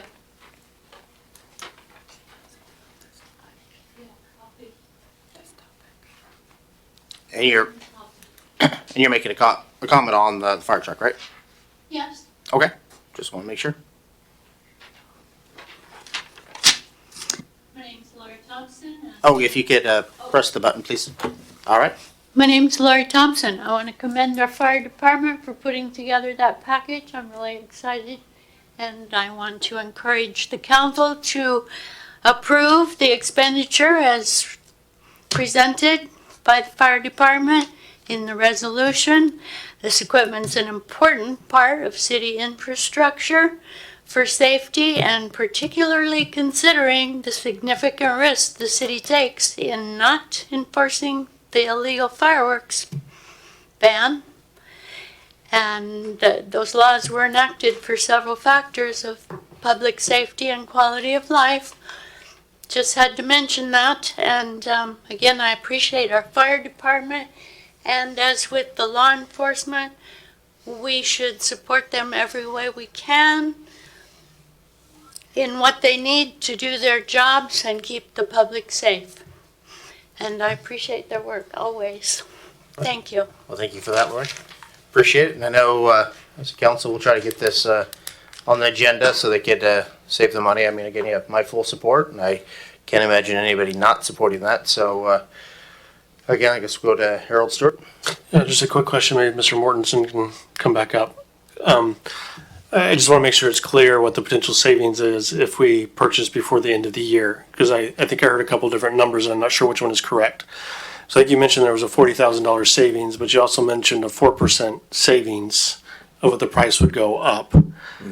So if I multiply 2.4 million by 4%, it's 96,000. So are we saving 96,000? Are we saving 40,000? Or are we saving the combined of 136,000 of a 40% decrease, but then not seeing the 4% increase? I just want to make sure it's clear to the council and the public how much is to be saved here by expediting this purchase. Thank you, Mr. Stewart. Yeah, so on December 10th, the 4% increase, which again is national standard, will increase. So the $96,000 is set to go up on December 10th. If we were to sign the sales agreement before then, we would save basically the 2.4, the number I came in earlier with. I'm sorry, my sheet's back there. But that's our current sales as of today. That's the price it would cost today. Signing after December 10th, we would incur that extra 4%. The 40% savings that you would see on there, or $40,000 in savings that you see on there for signing and not going through a financing option or a lease option, just paying up front, is that's the other part of it. I'm not sure if that makes sense, but by signing and paying cash, basically we'll get a $40,000 discount off the number that I already previously stated, that $2,409,000.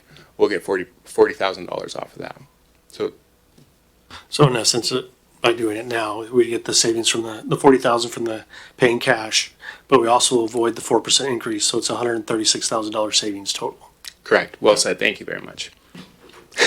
All right, well, we all like to save money, so I'm sure that will be on our next agenda as far as to get this approved and so we can get you guys your fire truck. Thank you very much, Mr. Mayor. Thank you. Thank you, council. All right. I think that was the only comment from the audience. Give it a second try as well. Not see anything, but again, appreciate the comments. It's always a positive when they are positive. So thank you. Let's go to E, resolution awarding bid number 25635 Butterfield WTP raw water pomegranate system. And again, we have Public Works Director Maria Sarah. Good evening, Mayor and Council members. This item is a proposed bid award to Apollo Inc. for the construction of a permanganate injection location at Butterfield. So the Butterfield Water Treatment Plant, as you know, is the biggest and oldest water treatment plant for the city of Pasco. This improvement will allow for longer contact time of permanganate in the water to treat emerging contaminants like cyanotoxin.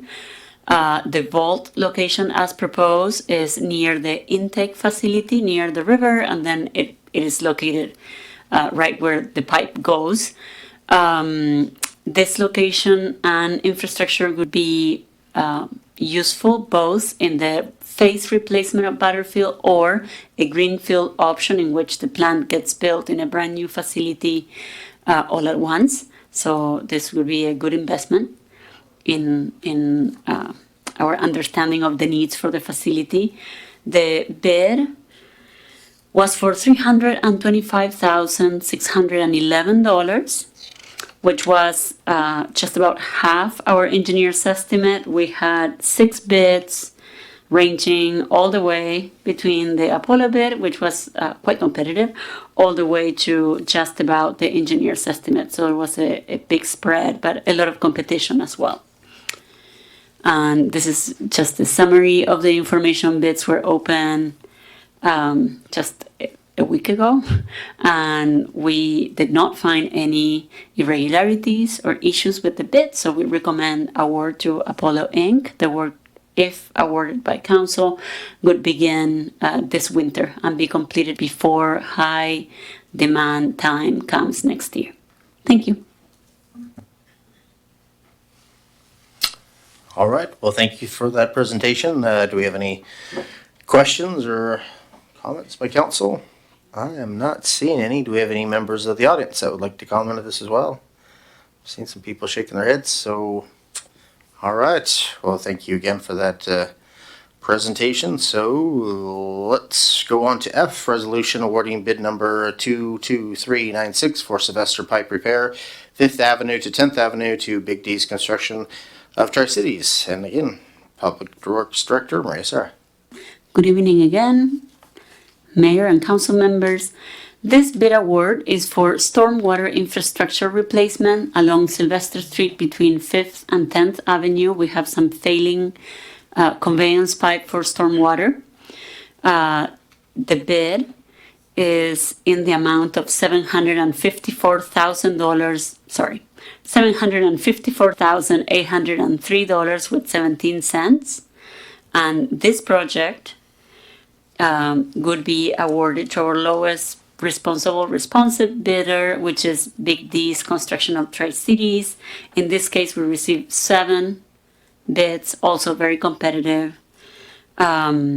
We would be ready to begin work as soon as this project is awarded. And we, again, did not find, sorry, there's some slides of where the location of the pipe is. And a summary of the bids. Again, these bids were checked and there were no irregularities, so we recommend award. Thank you. All right, well, thank you for that.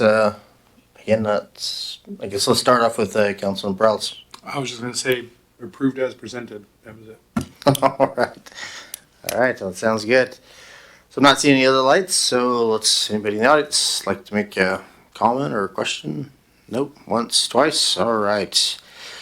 Let's move on to item G, ordinance amending PMC section 10.70.080, schedule 3, parking prohibited at all times at certain streets. Again, Public Works Director, Maria Sarah. Good evening again, and it's not my last item. In this case, we are presenting to you an ordinance where a designated no parking zone would be added to Buckingham Drive for a stretch of 145 feet from the intersection with Broadmoor Boulevard. The reason for this is to allow for the configuration of lanes that you're seeing in the screen right now, which is an added turn lane, which coincides with the new installation of the signal at this location, allowing for a safe left turn onto Broadmoor heading southbound, which currently this intersection was, up until now, was not signalized. So there was not a turn lane there. But with the project that is happening on Broadmoor Boulevard, most of the left turn movements onto southbound Broadmoor Boulevard have been restricted. Buckingham is one of the few locations where a left turn can occur. So adding this lane for the turn will allow for easier flow and less congestion along that corridor, allowing for vehicles that are heading north and those that are heading south to utilize different lanes and not just all of them queue into a single lane. Now, this comes with, of course, the elimination of parking, which, as you can see in the screen, is right in front of two parcels. And so those property owners could park in the driveway or further east along Buckingham. And all property owners have been notified, although I have to say that the construction of the signal occurred first, and the reconfiguration and the notification happened close in time. So we have some work to do to improve our communication there. At this point, property owners have been notified, and we are just looking for your action on ordinance, hopefully next week, to allow for this portion to be truly enforced as no parking, to allow for that safe movement. And with that, I'm happy to answer questions. Thank you. Well, thank you for that. I know it sounds like it's necessary when you look at the image there. Have either household, have they contacted you, or are they aware that it's, very important for the city to have, safe lanes? Obviously, cars there, you're not going to be able to turn or leave. So how are those two houses? So both property, residents, I cannot speak to where the owners, had been contacted. My team, my engineering team, reached out to them, and they have been notified at this time. Okay, Yes. but no, they never said that they were unhappy or happy or either way? It's a big change. It's a big change. Yes, it's a big change, and it brings some inconvenience for sure. But we are looking at the well-being of the overall traveling public. So there's some compromises there. Yes. All right, I understand that. Not seeing any lights from council, so anybody in the audience like to comment on this? Once, twice, all right. All right, well, thank you. I guess we'll look forward to seeing that on our agenda next week. So let's work on number H, resolution change order. Number 4, Sandifer Parkway, Broadmoor intersection improvements with Tappanee, and again, Public Works Director, Maria Sarah. You're on a roll here. It's a mini Maria show. This is my last time. Good evening, Mayor and Council members. So on this item, we are bringing to you a change order to allow for the inclusion of a pedestrian crossing, a signalized pedestrian crossing, as part of the project that is underway on Broadmoor and Sandifer intersection, which truly the extents of the project are across. It's a widening of Broadmoor. It includes the intersection of Sandifer and Broadmoor Boulevard, and also Buckingham. So we are really improving the whole segment of Broadmoor corridor. The project, we're seeing the location of the project. All right. The project did account for a pedestrian crossing, but the signal equipment was never included in our bid. So we're proposing this change order, which has been negotiated with the contractor to allow for the installation of that HOC signal, which is an enforceable vehicles must stop when the signal is on. So it's an infraction if you were to cross that while that signal is on and flashing. And the total negotiated cost for that change order, the installation of that equipment, is $245,159.30. Again, this is a mid-block crossing connecting east and west side of Broadmoor with the school that exists on the east side of Broadmoor between Sandifer and Buckingham. And this cost actually fits within the contingency in the project, but it is a change order and it does require your approval. So we are proposing this to complete the corridor with the signal being installed by Tapani Inc., who is the contractor on site. Thank you. All right, thank you for that report. Do we have any members of the council that would like to comment? Let's start off with Councilman Prowse. Yeah, the only comment I wanted to make was, I was wondering if the school district could assist in paying for some of this, since they are benefiting from it as well. I mean, it's right in front of their school, essentially. I don't believe we have explored that. I will follow up with that with my team. Thank you. All right, good comment. Thank you for that. Anybody in the audience would like to comment on this? Going once, going twice. All right. Well, thank you for that report. Moving on, item it's Octavio Rodriguez project concerns. And on this particular one, there's some other things that staff brought up and asked that it be put on the exec session. So that we're still. Yeah, if I may, although Mr. Rodriguez is here, and I would feel bad for him if he didn't have an opportunity to address the council, but I would encourage any questions council has or any staff response. The city attorney has requested that be addressed in the executive session. So I would, and Mr. Mahalik is on the phone if you would like to ask any questions for why he feels it needs to be an executive session. But I think it'd be appropriate for Mr. Rodriguez to provide some of his concerns, and then we'll address this in executive session, council willing, under item 7. All right. So, Mr. Rodriguez, if you'd like to talk, you have the floor. But again, any kind of dialogue, we will have to talk about it in exec session at the very end of our meeting. Obviously, that's closed. So, but we would like to hear some words that you'd like to tell us before we talk to our lawyer. So, you have the intercom if you want to push the button. And yeah, I think the button's not on yet. So if you push it. All right, now we're good. Again, I'm Octavio Rodriguez, and I came last couple of weeks ago, whatever, the first Monday, and I present my case, and I see a lot of things that I'm not happy with. Number one, the application that everybody has there is not the application that I submit. My application for the construction, it was submitted before the 12th, because this one, somebody typed it in the computer. Mine, I signed it myself with my sign, and this one has my name on it with the computerized. It's not my application. So my application was submitted before the June 12th. And June 12th, city ordinance from the 20 and the west side, it was the only area that was allowed traffic impact feed. And the 27, the 20 and east, applied the new ordinance. So my application was submitted before. So it has to be grandfathered in because they accepted my application and accepted, and they say in the application they're gonna change in order. The only question there was use of the building. That's not a question not holding my project. They didn't change the materials, they didn't change anything. So they accepting my application. Why they charging me with the new city ordinance, what they accepted before the new city ordinance?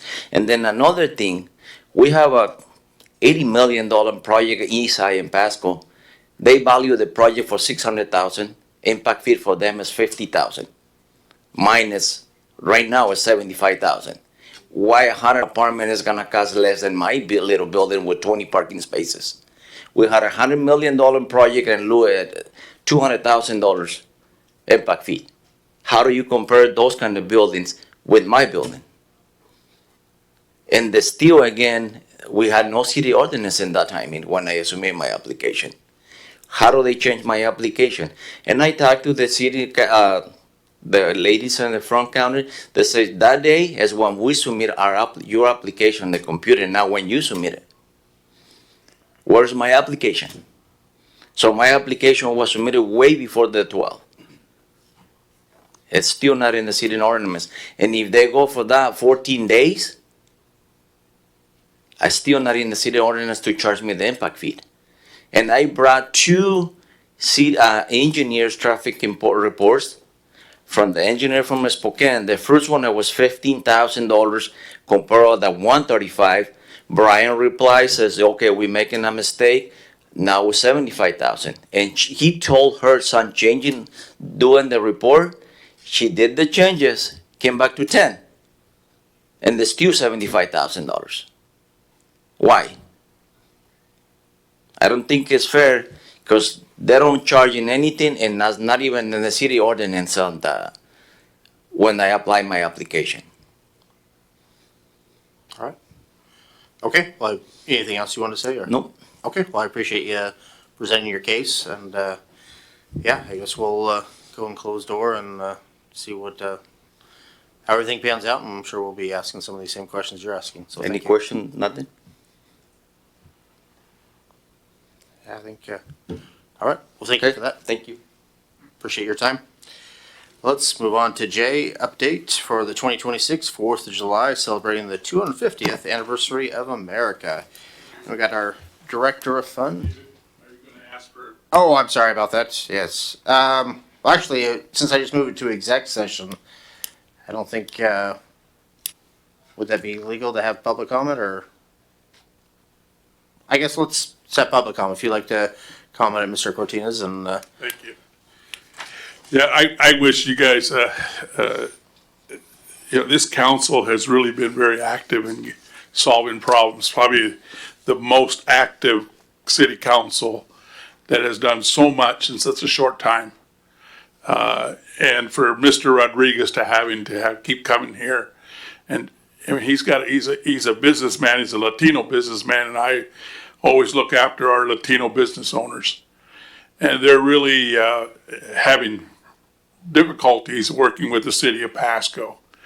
And there's no need for him to have to be spending a lot of evenings coming here before you, wondering what's happened to his application being changed.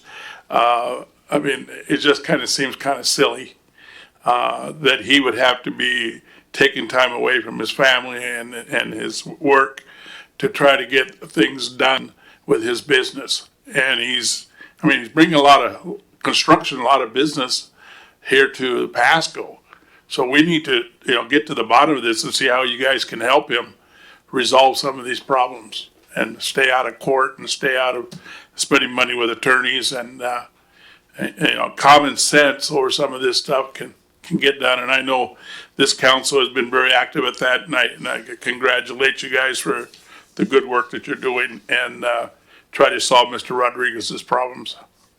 thank you for those positive comments, much appreciated, and no matter what ethnicity you are, we always want to do our best to provide for our constituents. So now we got, any other comments? Going once, going twice? Not seeing any. Okay. Now we got update of the 2026 4th of July, celebrating the 250th anniversary of America. I was getting pretty excited about hearing about fireworks. So let's go to our Director of Fund, Jesse Rice. Good evening, Mayor and Council. I think this is our third discussion we've had on the quincentennial celebration. I think that's it. Don't check me yet. For our 4th of July, but quick brief is that next year is the 250th anniversary of the birthday of the United States. Pasco generally does a pretty enhanced Grand Old Fourth celebration, which includes a week long of activities that culminates with fireworks generally. Well, culminates with cleanup of the fireworks. But outside of that, we had been working with council to see if they'd like to do anything extra beyond of what we have normally do. We proposed several different things, and then a couple of new ideas came up at our last discussion. So staff have identified the following estimated costs for those that were mentioned. And again, these may not be all of them, but this is the starting point right now. We had talk of a time capsule, which you can see could range, anywhere from $250 to $3,000. We had mention of a torch run from City Hall to Giza Stadium. Quick estimate of that was between $11,700 and $17,500. We'd mentioned flags and poles to line Burton Boulevard to the Giza area. You can see that highlighted between $10,000 and $15,000 to really make an impact, make a visual impact there.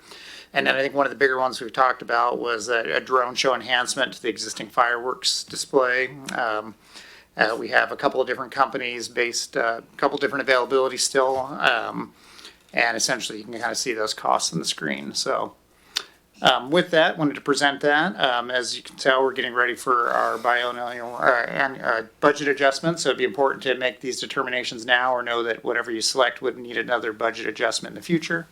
And additionally, something like the drone show, we probably need to get scheduled pretty quick as not to lose that availability. So of course, with that, we can continue to look for additional enhancements. You could select from the enhancements we already talked about, or you could select to stay with what we already offer, and staff are ready to support any of those three based on your direction and funding. All right, let's start off with Councilwoman Bras. Thank you. Jesse, I know I was the one that brought up the torch run. Not a huge expense there. Is there a possibility to also make profit out of this by, I don't know, charging an entrance or participation fee to the athletes? Yeah, we could treat it kind of like we do our cable bridge run, potentially have an applicant fee and maybe a customized T-shirt to help promote promote those to sign it up if that's the direction you choose to go. And I'll continue my comment just to wrap it up. That's what I envisioned when I mentioned the torch run, kind of promote not only within the athletes that we have in Tri-Cities, in Pasco, but to kind of make some type of profit out of it, like you do with the you just mentioned it, the pole run. That would be my thought behind that. As far as the drone show, it would be great to see that. However, looking at the numbers, that is an expense that will not generate, in my perspective, will not generate any type of gain other than just a show, right? Time capsule, that sounds like a good idea. I'd like to figure out what's going to go in there, items, personal items, rather than purchasing something to put in there. Maybe we can explore that possibility. As far as the flags and flagpoles, as patriotic as we all may be, it's an expense for just one section of the city of Pasco.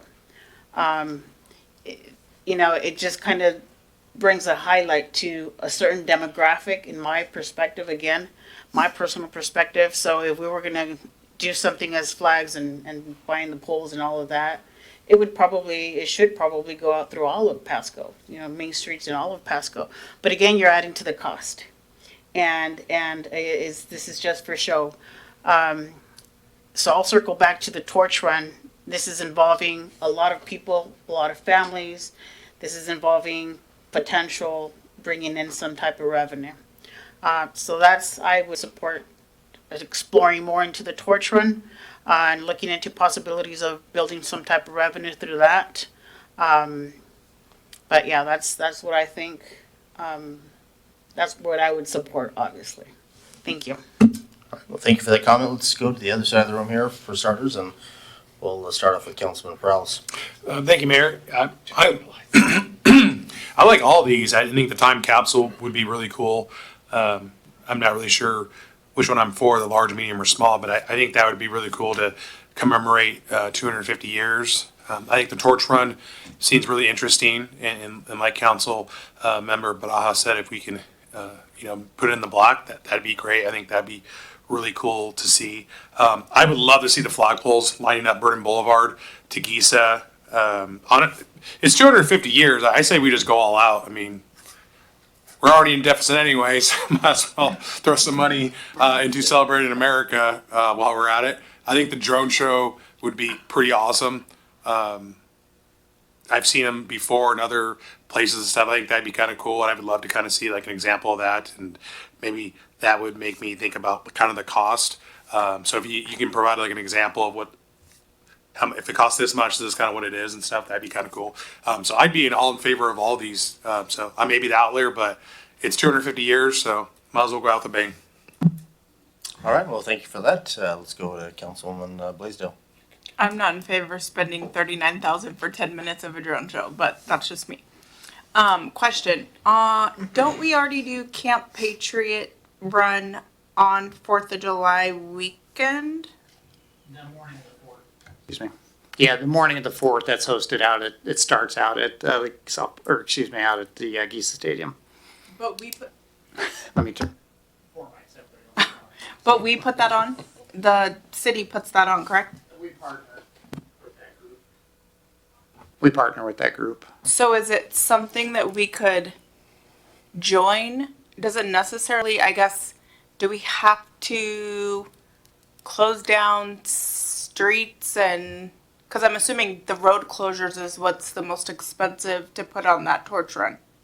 Yeah, the road control, traffic planning is one of the more expensive ones, and staff time related to that afterwards as well. It's something we could definitely research with the Camp Patriot folks to see if it's something they want to modify. Okay, thank you. All right, thank you for that. Let's go on to Mayor Pro Tem Grimm. Thank you, Mr. Mayor. Just wanted to, I actually do kind of like Councilwoman Barahas's idea here of the torch run. And just if I can ask her a question, so you are envisioning, because the way you were wording that a little bit, are you talking like a cable bridge run or like an Olympic style run with the torch where they run it across town? I wouldn't say run it across all town, the whole town. The Pasco Police Department participates in the torch run for the Special Olympics. Not exactly sure, Chief, you could probably answer this, how many miles they run. And then it culminates at the now Hapo Center with the torch being, a huge celebration there. Oh, yeah. Right, so I'm probably envisioning, not obviously through a whole town, not the whole state. Chief, thank you for that. But probably start off at the stadium maybe, where we have all the, close it off there, where we have all the fireworks show at the end of the night. Start it off, I don't know. I don't know where to start it off, but I wouldn't say start it off all the way from downtown.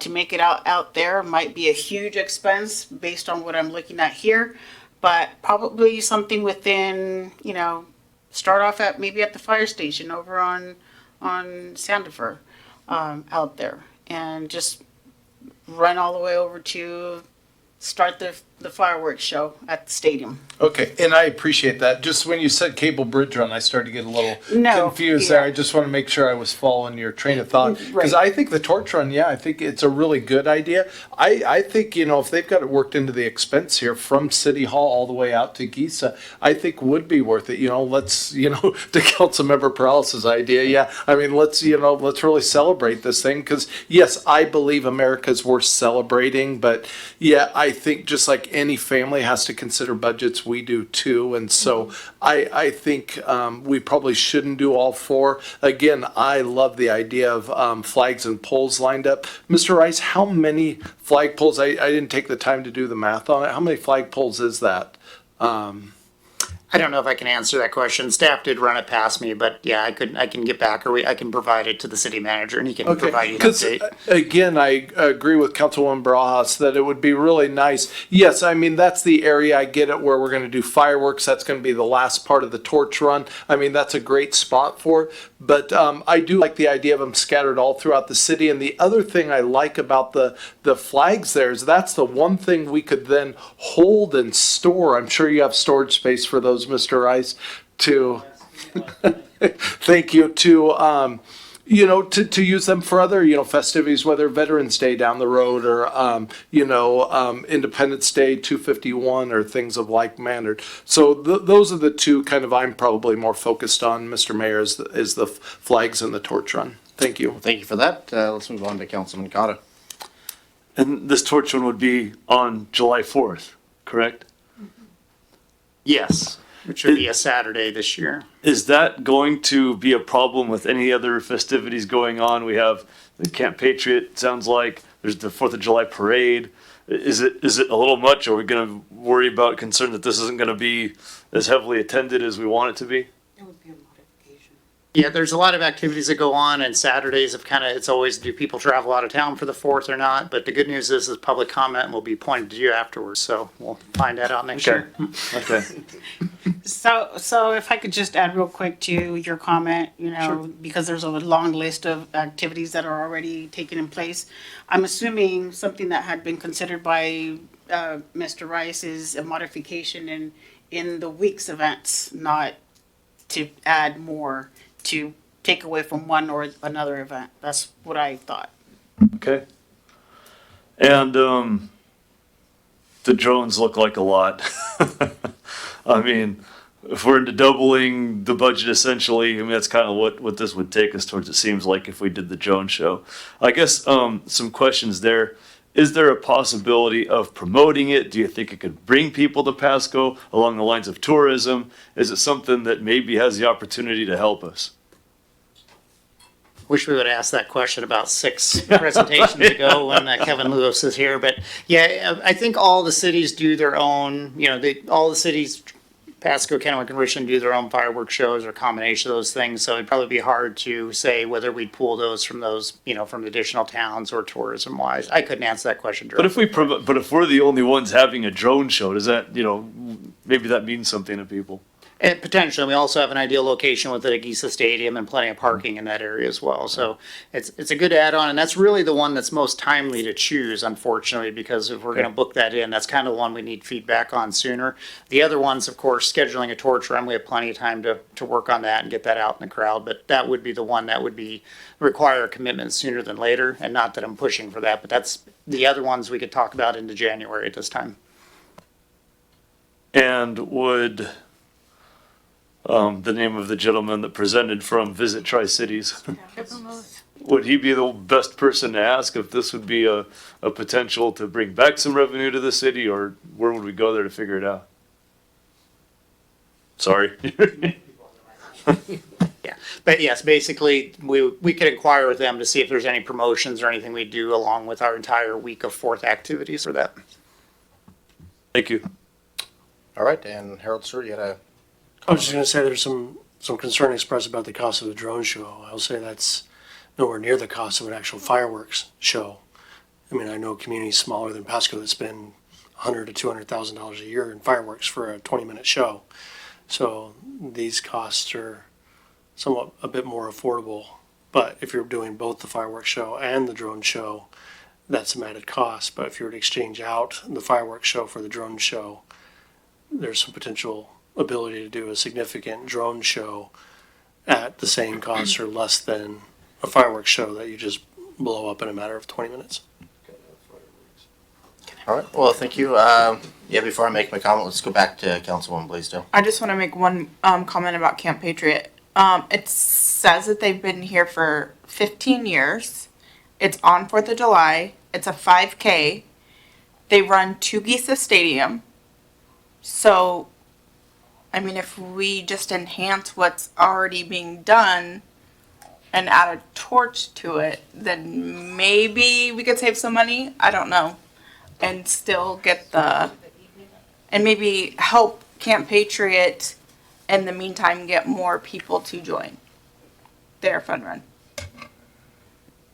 It's definitely something we could look into and then maybe get the more expensive torch. I mean, why not, right?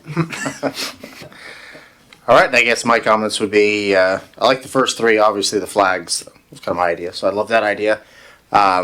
Just like what Deputy Mayor was talking about, once you buy the flags, obviously it's pretty much zero from then on out, unless they need replacement, but overall it's, to me, that's a good investment. You're doing a one-time investment, and again, as long as we have a place to store them, and plus, again, as we know, Barajas and myself, and I'm not sure about anybody else, but have kids that are in the military, so it's just kind of a nice thing to do to show how much we really do appreciate our service women and men that are in the armed forces.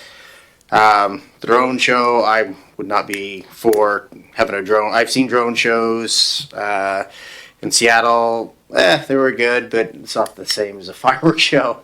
And then again, I mean, if we could have the torch parade and it could come in conclusion with the Giza Stadium and the guy runs in and we're ready for the fireworks, to me that would be really cool, because it'll be at night. But again, I'll let you guys figure that out and kind of do some research.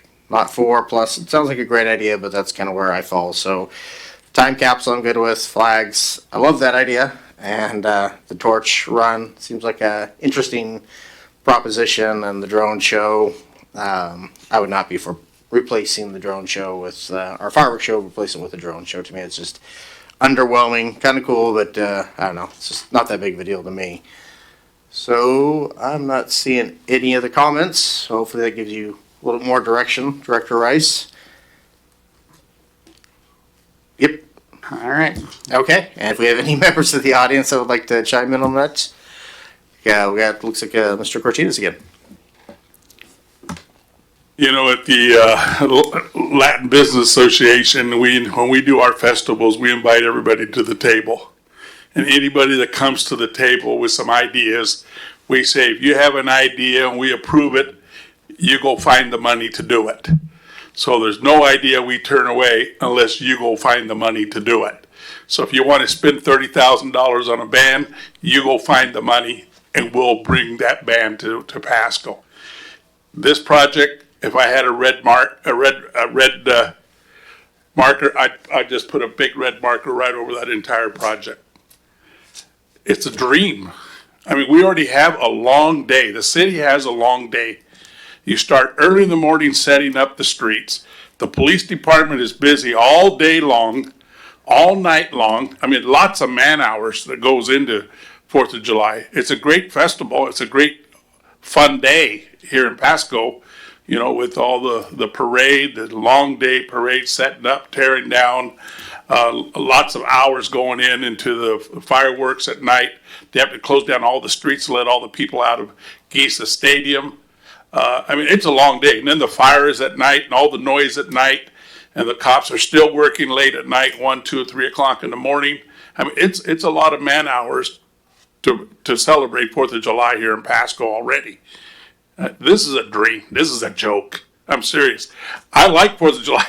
I go to the parades. I go to all the festivities. It's great. You know, if Mrs. Barajas wants this, then she needs to go find the money.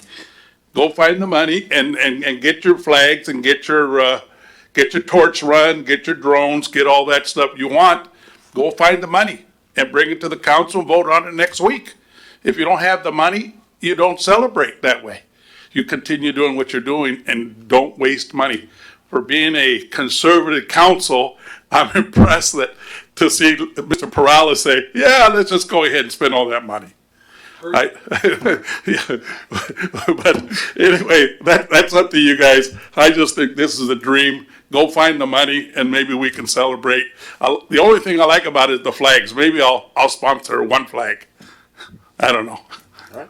Well, thank you for that. I know you only get your 250th birthday once in your lifetime. So, but again, I appreciate that. Anybody else would like to make a comment on this? All right.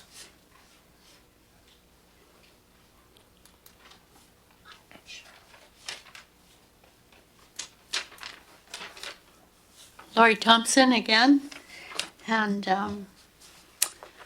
I urge the council in their plans for the city 4th of July celebration to make every effort and meet every opportunity to publicize and encourage the safe, legal, and courteous use of personal fireworks in the city. Plan for and accommodate alternate public transportation from outlying parking sites to the hub of the city sponsored activities at the Giza Stadium.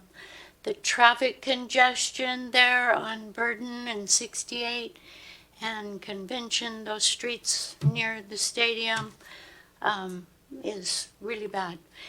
And it's proven to be hazardous, and it restricts the flow of police and fire response to the area in general. So I just thought maybe if you could make some arrangements to set up parking lots outside of that area and arrange for city buses or something to help people get to and from the stadium to enjoy the show over there. And I'm not wishing to eliminate the sponsored professional traditional fireworks display, but I do commend the council or whoever put that together on the inclusion of drone displays as an environmentally preferred alternative to the traditional pyrotechnics. Perhaps we could take and like someone else suggested, maybe compromise some of the money expended on the traditional fireworks to include some drones, see how people like it. I personally think you'd get a good response to that. I think there was a show in the area recently where it did get a lot of good reviews. I guess that's it. Thank you. All right, thank you for that comment. Do you have anybody else in the audience that would like to make a comment? Going once, going twice. All right, 3 times charm.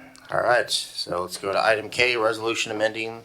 Oh, I'm sorry, we got our deputy mayor who wants to chime in. He wants to ride that fire truck through Pasco. Yeah, I was just kind of hoping, because we went back and forth a little bit of this. And, I think in all fairness, as much as I really do like the idea of a torch run, and it just seems really ceremonial, it looks like Camp Patriot does some good things in the community and everything like that. And I wouldn't want to, potentially take away from what they're doing, but, I'm back to the flags, Mr. Mayor. I really think that is the best bang for the buck if we're going to do anything. I did do the math, Mr. Rice. It's $65 per pole and flag.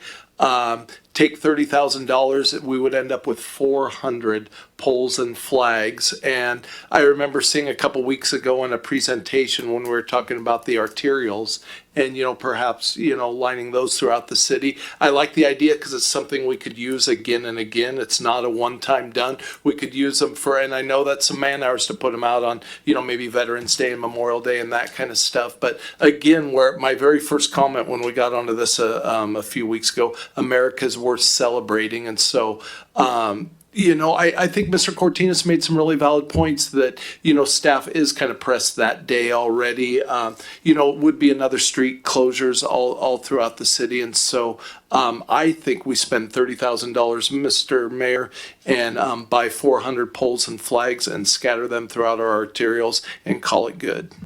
All right, yeah, it'd be great if you could get like the Boy Scouts or Girl Scouts or certain schools to actually fund things where they actually, once the poles are sponsored, yeah. Or where they are actually putting up the flag, the pole's up, but they're actually attaching the flag to the pole. And I don't know how much that would help the city of Pasco, but it would, I don't know, just an idea. Yeah, I think that's an excellent job, Mr. Mayor. There's a group called Trail Life, kind of a Christian alternative to Boy Scouts. Get them, get the Boy Scouts, get the Girl Scouts, get the American Heritage Girls. What a great opportunity to put all those flagpoles. Save staff time, of course, too. But that's the kind of projects they are looking for and everything. So again, Mr. Mayor, I think that's even a better idea now. Right. Thank you. Just need to get the Veteran Legions and all those other groups, get them involved too. So anyway. All right, so with that, let's thank you. So with that, let's move to resolution K, agenda setting policy for regular and special city council meetings and workshops, and we are going to go to City Manager Harold Stewart. Yes, on this one, nothing real rocket science with this. We're trying to take advantage of the break over December to get staff kind of retooled a little bit here on the process on how we prepare agendas on behalf of council. And so we'd like to put that out with more lead time. Is what I'm looking for here is to make sure that council is in agreement with the draft policy that we're developing. I think the key piece here is setting some deadlines for when items can go on the agenda. It seems like in my career, we have a lot of stuff comes in outside of the policy and they try to get it on in the last minute, and that skips past a lot of the review process that we need to have internally to prepare to put that on the agenda for council, to make sure that you have that information in a timely fashion to do your due diligence on those things as well. So that's one key factor. The other thing that I would like maybe some feedback from council on is I've observed in the few months that I've been here, that we like to put everything on a couple of meetings, like nothing's to go on the regular agenda unless it's gone on a work session. And so I'd like some feedback from council on whether or not there are some items that are suitable to put directly on a council agenda without being on a work session. So for example, the discussion tonight with regards to the fire truck, well, it's probably good to do the presentation and answer questions. At the end of the day, that should be talked about with the council through the budget process. You've allocated a budget. If staff is bringing it within budget, I think that's something that we're just executing what the council's already directed previously. That is an item that I think could be directly put on a regular council meeting without having to go on a work session. Now, anything that's obviously complex or have some potential political sensitivity to it, we'll have as many work sessions as you want in advance before that's ready to go on a regular council meeting, so that you and the public have opportunity to weigh in on that before you make a decision. But I do think there are some things that for administrative promptness would be a little bit quicker to put directly on a regular council meeting. And so was looking for some feedback of whether you agree with that or not, and if you do agree with that, what are some examples of things that you're comfortable with going directly to a regular council meeting and not necessarily going through a work session and creating more meetings, more agendas, and more time on your part reviewing over that. So. All right, well, let's start off with Councilman Prowse. Okay, yeah, no, I like the intent of what's in this resolution. My only caution is that I don't, the 21-day rule, which I look at, is really more like 30 days. And I don't really like that because I feel like that's going to be an inhibitor to things that perhaps someone on the council would like to see done a little faster. Also, I don't like how essentially the agenda is consolidated into three people: city manager, mayor pro tem, and the mayor. I want to be able to perhaps bring something and put it on an agenda, and maybe time, the time is of the essence, and so I wouldn't want to wait a month to see it on the agenda. So I would still like to have the council have some type of overriding measure where we can vote on something to give staff, to give you direction to your staff on a host of different issues or what have you. That's my only, I guess, thing that I see here that I really don't like, that I feel like that's what it's evolving into. So if this is going to be presented, unless I'm looking at it wrong, I mean, the way I look at it is, it looks like the city manager, mayor pro tem have to concur to add late items. And then also it looks like the city manager and the clerk have to agree as well to adding late items. So if you can shed light on that, but that's the way I look at it. I think as the way it's written, if that's the intent, that I'm going to be a no vote for this. Sure. So again, working backwards a little bit, in particular with things that staff are preparing internally to come on agendas, we are backing that up quite a bit, because in essence what we've done is we've created an agenda review committee that has representatives from every department that will go through and review those things a couple of weeks in advance to make sure that we've anticipated all the questions, the memo is readable and understandable to the general public. We're making sure that we have enough time for our city attorneys to review all legal matters with regards to it. We have time for finance review to make sure everything is in place financially for that item to go before council. That takes time to do that. So that's the intent of that side of the house. We could probably provide a little bit more flexibility with things that are coming externally to come before the council. But typically council likes to receive like slideshow presentations, those kinds of things in advance, so that way you can be prepared to review it, so you're prepared to ask questions during the presentation and the open public meeting. With regards to Mr. Parles's concerns, that is patterned off of what we brought from North Dakota. You're welcome to change that if you would like. That was an avenue to allow an override for emergency items that weren't able to meet that timeline. That if the mayor pro tem, and the city manager agreed that was something that could go forward, that had the potential to override. We have to be careful too of involving the whole council. You're potentially violating open meeting law by making public decisions on public issues outside of a published public meeting.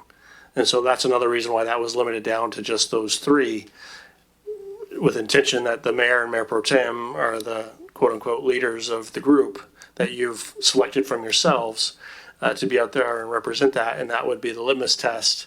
So it's not me as the city manager making that decision of yes, that's on the agenda, or no, it's not. You have some elected representation there to participate in that process to override that.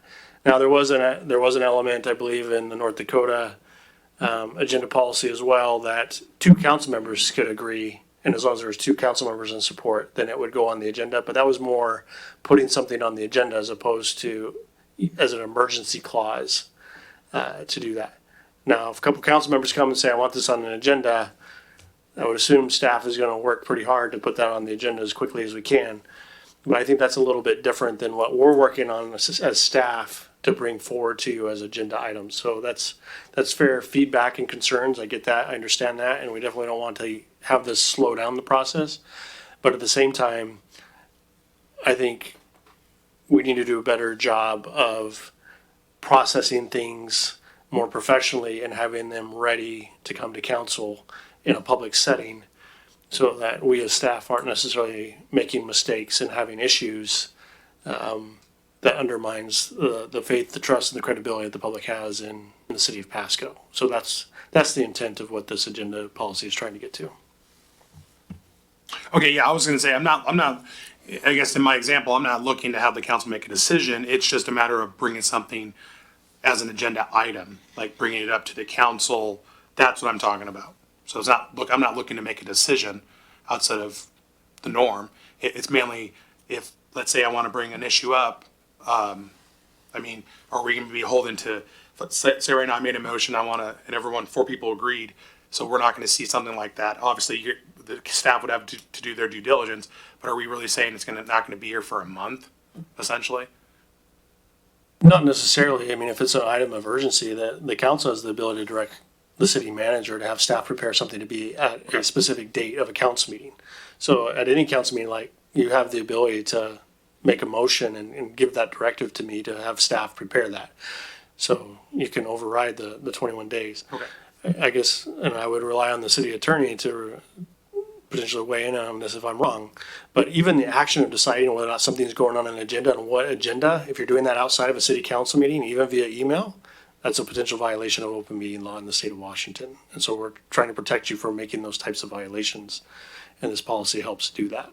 Okay, yeah, maybe consult with them, because I think if you were to come out with like a blind copy and ask something that, and everyone could, I mean, we're not on the same email, I believe that's probably fine from what I know. Again, I support this because I think having the agenda a lot earlier than Friday night is beneficial. So yes, I mean, if we got the agenda tomorrow for next week, I'd be happy with that, because I can look at it over the week, can ask questions, as opposed to, I send emails on Saturday. I don't want to do that. Sure. You guys are off doing other stuff. And then Monday morning's probably just like, oh, dang, we have 50 emails from the 7 council members. Now we got to sit here and answer all these questions. I think if you have that time between, especially if you have agendas well in advance, I think that's even better. So, okay, I think I got my questions answered. It seems like, there's an ability to overwrite some stuff. So as long as that's the case, I'm happy. All right, thank you for that. I know in our meeting this last week, Harold, we had talked about, I think you gave the example of the fire truck. We know we're all support. It's already budgeted. It's already gone. My question would be, could that be something like would do like a video presentation where Mr. Mortensen had done like a 2-minute presentation? You could scroll through the slideshow, and then each council person could hit yay if they wanted it on the next meeting, or no if they actually wanted it on a workshop. Would that be any kind of violation of the Opens Meeting Act? Or, I mean, just to put it on there, whether we saw the presentation, we move forward, it's not that big of a deal on subjects that are, obviously non-confrontational. Is that I know that's kind of what we talked about, but I wasn't sure if exactly that was what you were meaning, I would be cautious of any actions that can be perceived as voting or actions of the council outside of a published council meeting. So now, that being said, even if staff is following the policy and we're putting something on a regular council meeting that hasn't gone to a work session, the council always has the ability to pull that and have that scheduled for a work session before you take action on it. We're just trying to expedite that process, that if we can take one step instead of 2 or 3 steps to get something approved, that's what we're looking at. So if we've already briefed the council, you're already aware of it, it's within the parameters that you have given staff, there are some of these things that we can expedite a little bit quicker without having to schedule it, 2 meetings before it comes to you. Now, obviously, if it's something you've never seen or heard about, those are things that we're going to move forward as you've directed at a work session and then a regular council meeting. But some of these things are just following policy and ordinance, and we're still taking the time to talk about it. So, Okay. but the council always has the discretion that if you have questions or you want more information, you can pull that. You can either pull it from consent agenda to separate action on that same meeting and ask questions, or you can direct me to schedule that to come forward at a work session before you're ready to take action on it. Okay. Just to clarify, what I really kind of more meant was, say like for instance the fire truck. If, say you watch the 2-minute clip, you could then click either a button that says workshop, or you could click, agenda, so you would actually be voting it. You're not voting on it now, but you're actually telling the staff, so you could skip the step. So you're actually telling the staff, hey, I want it on regular council meeting. It will be voted on, but you're actually not giving a yay or nay. You're just skipping the step, that you're comfortable with it being on the workshop. So that's why I meant like 2 different, after you watched it, obviously. I do understand that, and I would still caution on that process that you're opening up potentially a can of worms that could get you into some legal trouble. Okay, I'm just trying to speed things up. Yep. So, okay, let's go with our Deputy Mayor Grimm. Thank you, Mr. Mayor. No, I appreciate, especially Councilmember Peralez's comment about having it a week in advance, so we're not trying to crunch over the weekend all the time, and then some of those questions then go to staff over the weekend. And I know we're grateful they always make themselves available, but it would really allow us to ingest this material much better and really interact with it in a much more quality way. And so I appreciate that. And then as far as the last comment, I really don't mind some of those things like the fire truck's a great example, just defaulting to an agenda item with the caveat of, like he said, that if somebody wants to pull it off because it discuss it more, I think that works just fine for me. And then kind of some of the other comments there, I think some of the biggest issues we've had in the past as a council is not so much the 21-day and having to get it on there within 21 days or whatever, but just that maybe some of the items we've thought were a little bit more urgent. There's maybe where staffs, I don't want to say they've had other priorities, but maybe they're bogged down with other stuff and we just haven't seen those items maybe as quickly as we want. I think that's where some of that's been. But as far as, being on a calendar 21 days and knowing that's all coming and an actual agenda item or an agenda being put together, the packet within 7 days, I think that's all really, really good, Mr. Mayor. Yeah. All right. My thoughts exactly. Let's go with Councilman Cotto. Speaking of saving time, you could just, Charles represents what I think. All right. Got us a ditto there. All right, let's go back to Councilman Peralez. Yeah, I was just gonna say, maybe give us examples of things that perhaps you believe could just go straight. It's rather than workshop, that could just be an action item. Like for me, I'm kind of going through them. Yeah, like the ladder replacement one probably could just be on the agenda on Monday. Tell me if I'm wrong, maybe even awarding some of these contracts. I mean, if we read something, okay, yep, this was the lowest bidder, probably don't need to sit here and talk about it. So, I mean, unless there's an RCW that says that we have to talk about this, maybe another contract, like when the chief has something with Axon, just a continuation of that contract. Maybe we don't need to do a workshop. He doesn't need to come here and, so maybe just give us examples and then maybe check with the city attorney because, we don't want to get in trouble for not discussing it in the public. And if one of us has an issue with it, we can always pull it.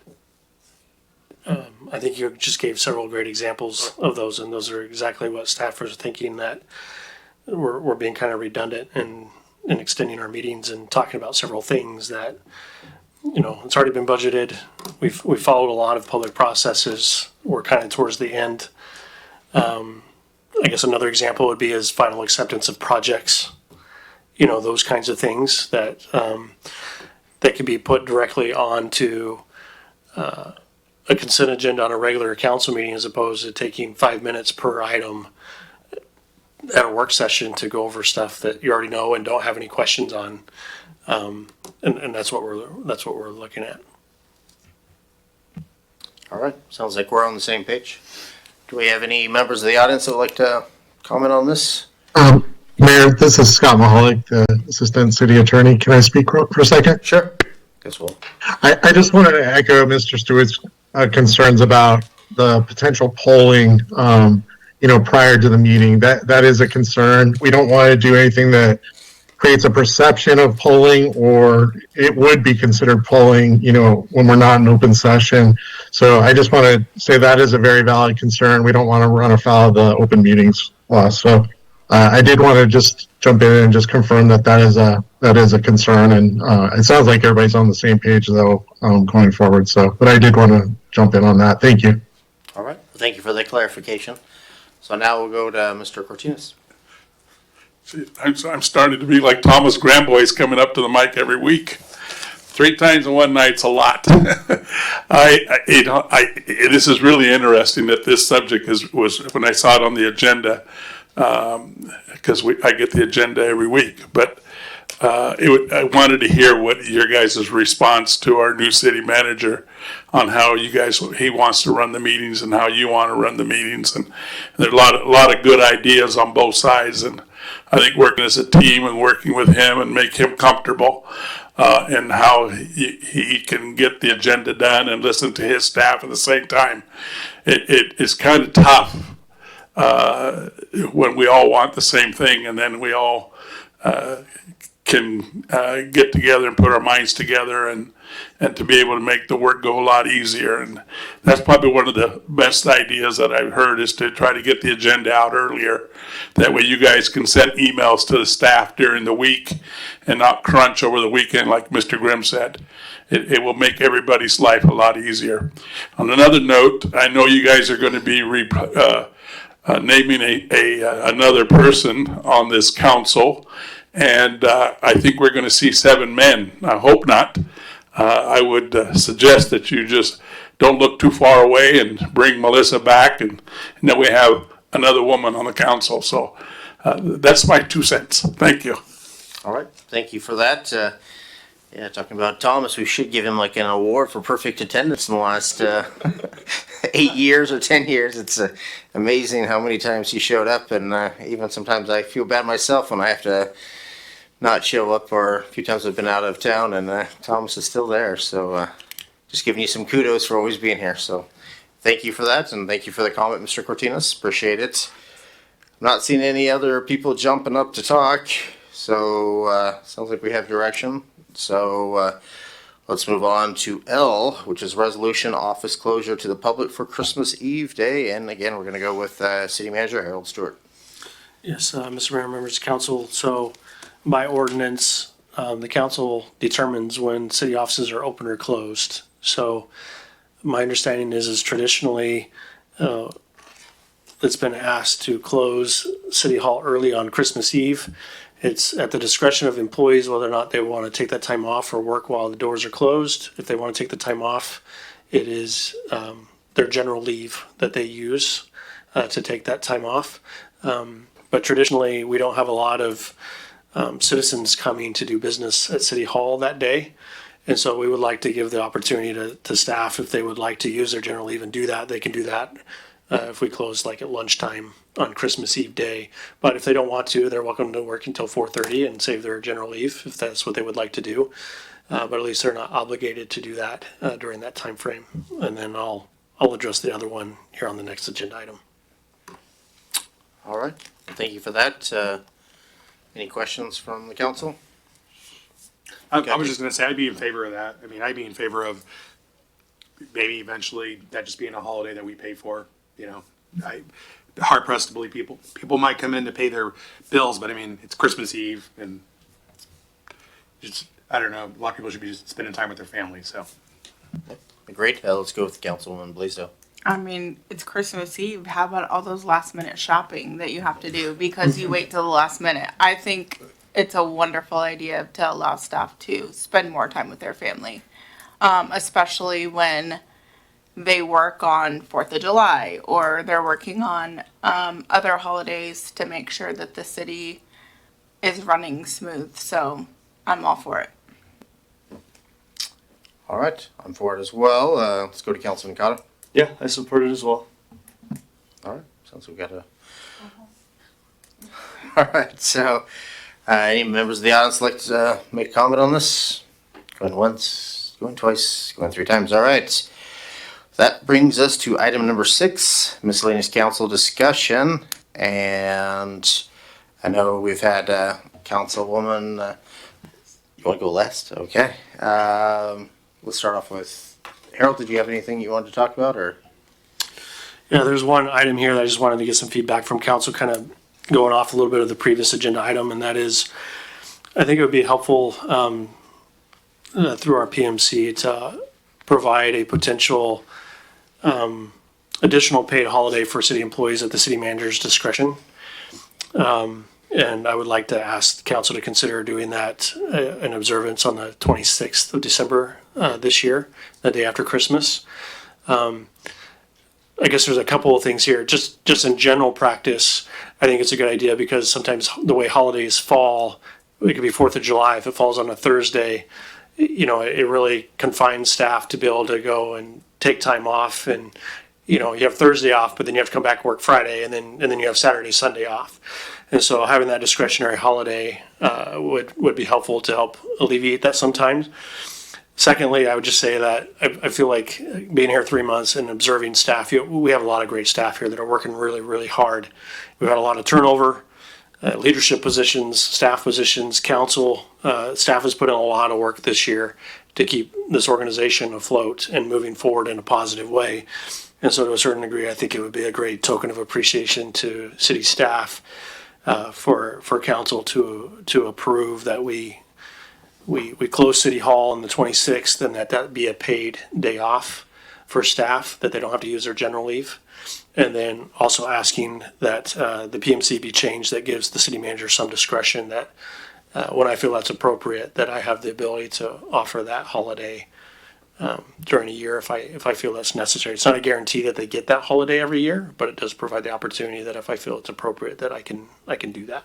So that's what that agenda item is. Is there any questions or feedback on that item before I provide just a general city manager's report? I think we're going to go with our Deputy Mayor Grimm. Thank you, Mr. Mayor. You know, I guess part of it, I still have Mr. Cortinez's comment in my mind a little earlier about how active of a council we have been. And we, over the last couple of years, have put a lot on staff. And together, we have really just done a lot of amazing things. And so, no, I know staff has been working hard, and I know they are dedicated, and I know you have some really good people on their team. So, yeah, at least for this year, I would definitely be up for that, Mr. Mayor. Thank you. All right, thank you for that, and I'm for it as well. Let's go with Councilwoman Blaisdell. I'm going to cast my vote today for yes instead of next week. So if that makes a difference for you guys. Thank you. All right, so we got Councilwoman Bras. Yes, quick question. I heard the comment. I'm going to say yes for this year. Not sure what you meant about that. Yeah, so I think by changing the PMC, it just makes it valid until the PMC is actually changed, so not for a year.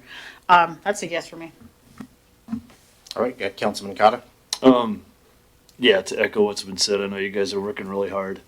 And what tends to happen with these holidays, whether we get them or not, the work doesn't go away.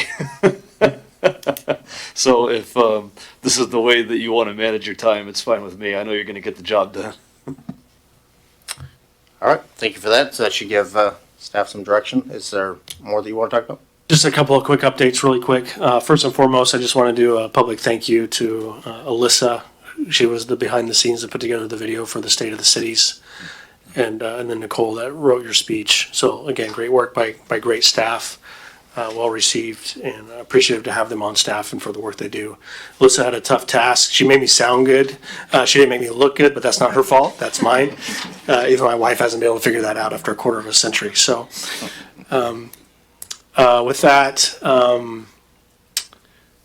just a reminder that City Hall will be closed Thursday and Friday this week in observance of the Thanksgiving holiday. And we definitely wish all the best to our citizens and to the council and to all staff for the jobs that they do every single day. PD is hosting a business watch meeting for Districts 1 and 2 on December 4th at 1 p.m. in the Police Department Community Room. So if you're in those districts, please come join that. They give great presentations and updates of what's happening in those districts specifically. We still have Wreaths Across America that's going on. I had an email update today that we're at about 37% of our goal right now. So we would like some more support from the community in supporting that endeavor. Memorial Pool Dome, today's the first day that the Pasco School District boys swim team will be practicing inside. Well, I'm assuming they've already practiced. I hope they're still not practicing at 9:40 p.m. We have lights in there. And we're still planning a ribbon cutting once all related construction is complete. And then I just want to make a public thank you to Councilwoman Blaisdell for her service on the council. Tonight is likely her last meeting, at least full meeting with the council. And so thank you for your service to the community and your passion for the community and the organization and our staff. All right, thank you for that. Before we get to Councilwoman Blaisdell, if you give I'm me... going first. You're going to go first? Yeah. Okay. All right. well, I There's guess- a reason, because I gotta hold it together. All Okay, right. so tomorrow we'll know my fate, whether I'm gonna continue to serve on council or not. Or I'll pass my seat on to someone new. No matter the outcome, I want to express my deepest appreciation for the opportunity I have been given to serve the residents of Pasco. I'm truly thankful for every person I've met along this journey. Growing up in a small town, you think everyone knows everyone, but couldn't be further from the truth. Serving on council has opened doors that has allowed me to meet so many incredible people from every corner of our community. Listening with an open mind, hearing concerns, and working to find solutions has been one of the greatest privileges of my life. We have remarkable individuals working throughout the city of Pasco, and it truly takes a team to keep a city moving forward. And I want to extend a heartfelt thank you to all the city staff. Your hard work and dedication and professionalism do not go unnoticed.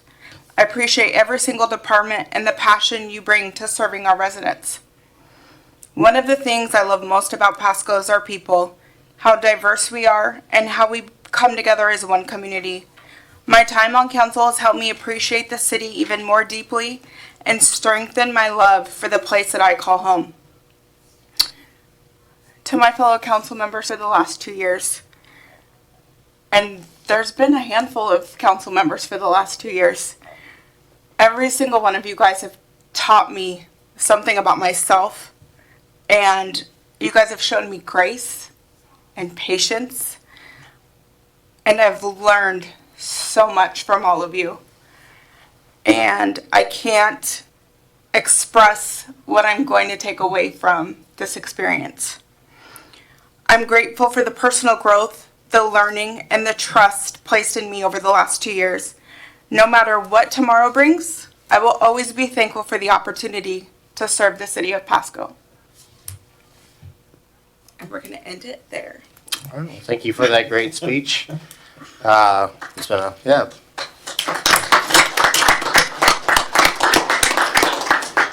It's been a pleasure knowing you and sitting next to you for the last 2 years as your friend. I know. It still has been a pleasure. So,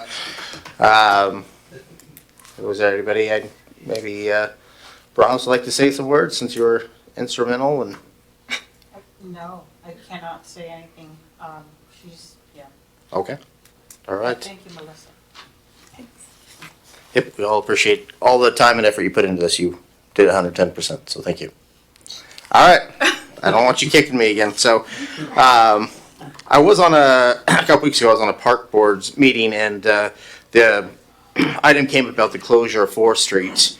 And I would like to direct staff at this moment to look into the feasibility of what, if we were to close 4th Street for traffic, more have another parklet down there where people could eat, maybe walk across, maybe have like a Christmas tree or something in that area at certain events. I would ask the council also to support me and look into the feasibility, not saying we're doing it, but look into the feasibility of closing 4th Street to make it more of a walkability, festive, kind of like what Walla Walla has done in their downtown. If you look where the core of the downtown, and again, I like the part of having more seating areas in front of the specialty kitchen. So that was my ask.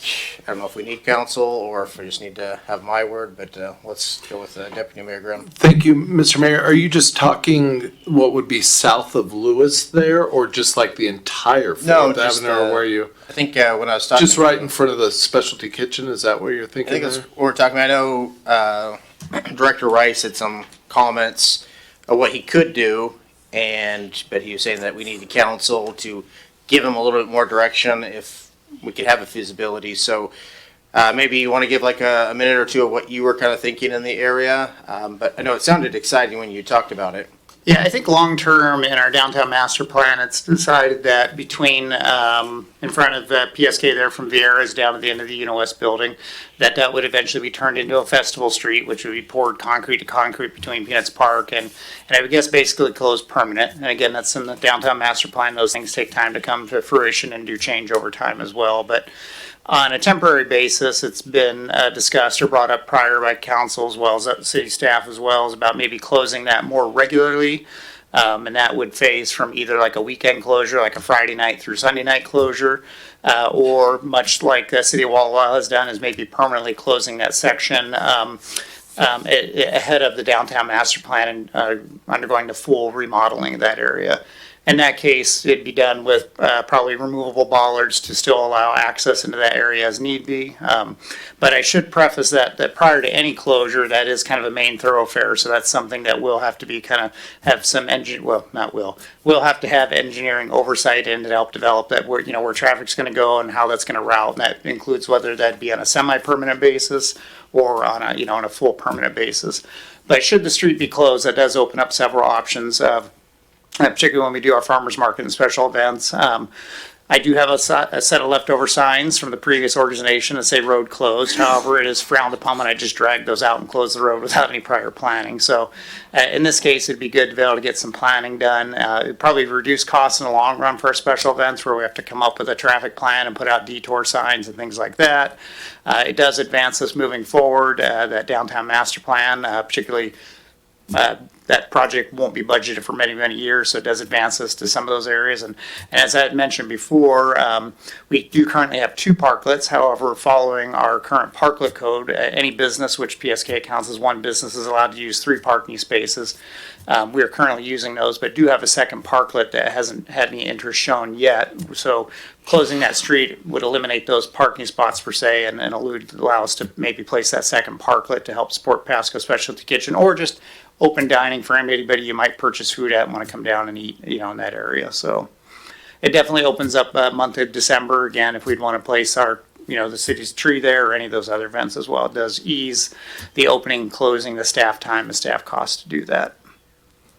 Right. So right now we're looking at more like temporary closing the road, obviously south of Lewis, just between Vieira's, or Columbia, I would say. But yeah, so I would, again, you said you kind of needed council direction to look into the feasibility of it, so I assume that's what I'm trying to do right now. So let's go on to Councilman Prellis. Yeah, I was just going to lend my support behind it. I know the Latin Business Association has talked about that. I know we've had our conversations. I think there's no better time than now. I think we need to start being more kind of pushing things forward with the master plan, even though there's a couple of things I need to get done with engineering. Either way, I think it's a great first step. So no, I'm in full support of it. All right, well, thank you for the support. Let's go with go with Councilwoman Brajas. Thank you. Mayor, I wanted to remind you that it was when we first came in with Craig Maloney and Matt Watkins was still here, when we discussed, turning that section into a mini plaza. We worked on it for several years. We discussed it. We kept discussing it to where it made it on the master plan. It's on the master plan.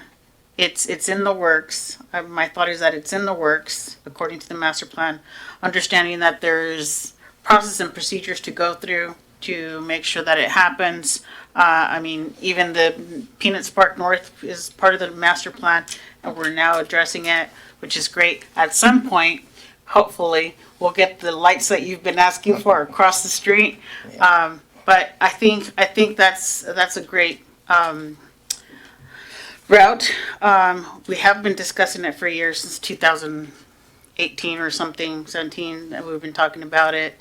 I think would be a great benefit for that section, temporarily closing it for over the weekend, maybe for festivals, closing it for a little bit longer, kind of helping people realize, oh, it's closed again, and, kind of starts telling people that eventually it will be closed. And yes, hopefully I'll see the lights across the whole plaza out there. The idea that Mr. Thomas gave out there for what he's doing over at the alley, we can incorporate that and blend that in. So it's a yes for me. All right. Thank you for the support. So let's go with Councilman Gata. Also in support. All right, and let's go with our Deputy Mayor Grimm. Thank you, sir. I concur with Councilman Perales' comments exactly. That'll be interesting to hear what engineering says, but this is a great first step, and I think would create the plaza and the atmosphere we're looking for down there. Thank you. All right, so I think we got some direction on that one. So again, thank you for bringing it to my attention. And so with that, I think we're going to move on to exec session, which is item number 7. And I still assume after this long meeting, we still have need for exec session, unfortunately. Okay. I think we should have like a pause or a break for about 10-minute break. So that would bring us up. 4 minutes. All right, everybody says 4 or 5. Let's make it 5. Make it 5. And the exec session, let me read it so we can make sure we get that correct. So we're gonna have basically, let's have a break until 10 o'clock. We have 2 items on the exec session. A is to consider the site selection or acquisition of real estate purchase or lease if likelihood that disclosure would increase price per RCW 42.30.110, subsection 1, subsection B, that's 15 minutes. And then we're going to again look at Octavio Rodriguez project concerns, and that need, city staff said they need 15 minutes on that as well. So that would bring the closure, if everything goes according to plan, at 10:30. So we will see you then. I just want to say on the record too that the executive session provision for that discussion about potential litigation is RCW 42.30.110.1I. So with that, I'll see you in the executive session. Thank you. Okay, thank you for that correction. I appreciate it. Sure.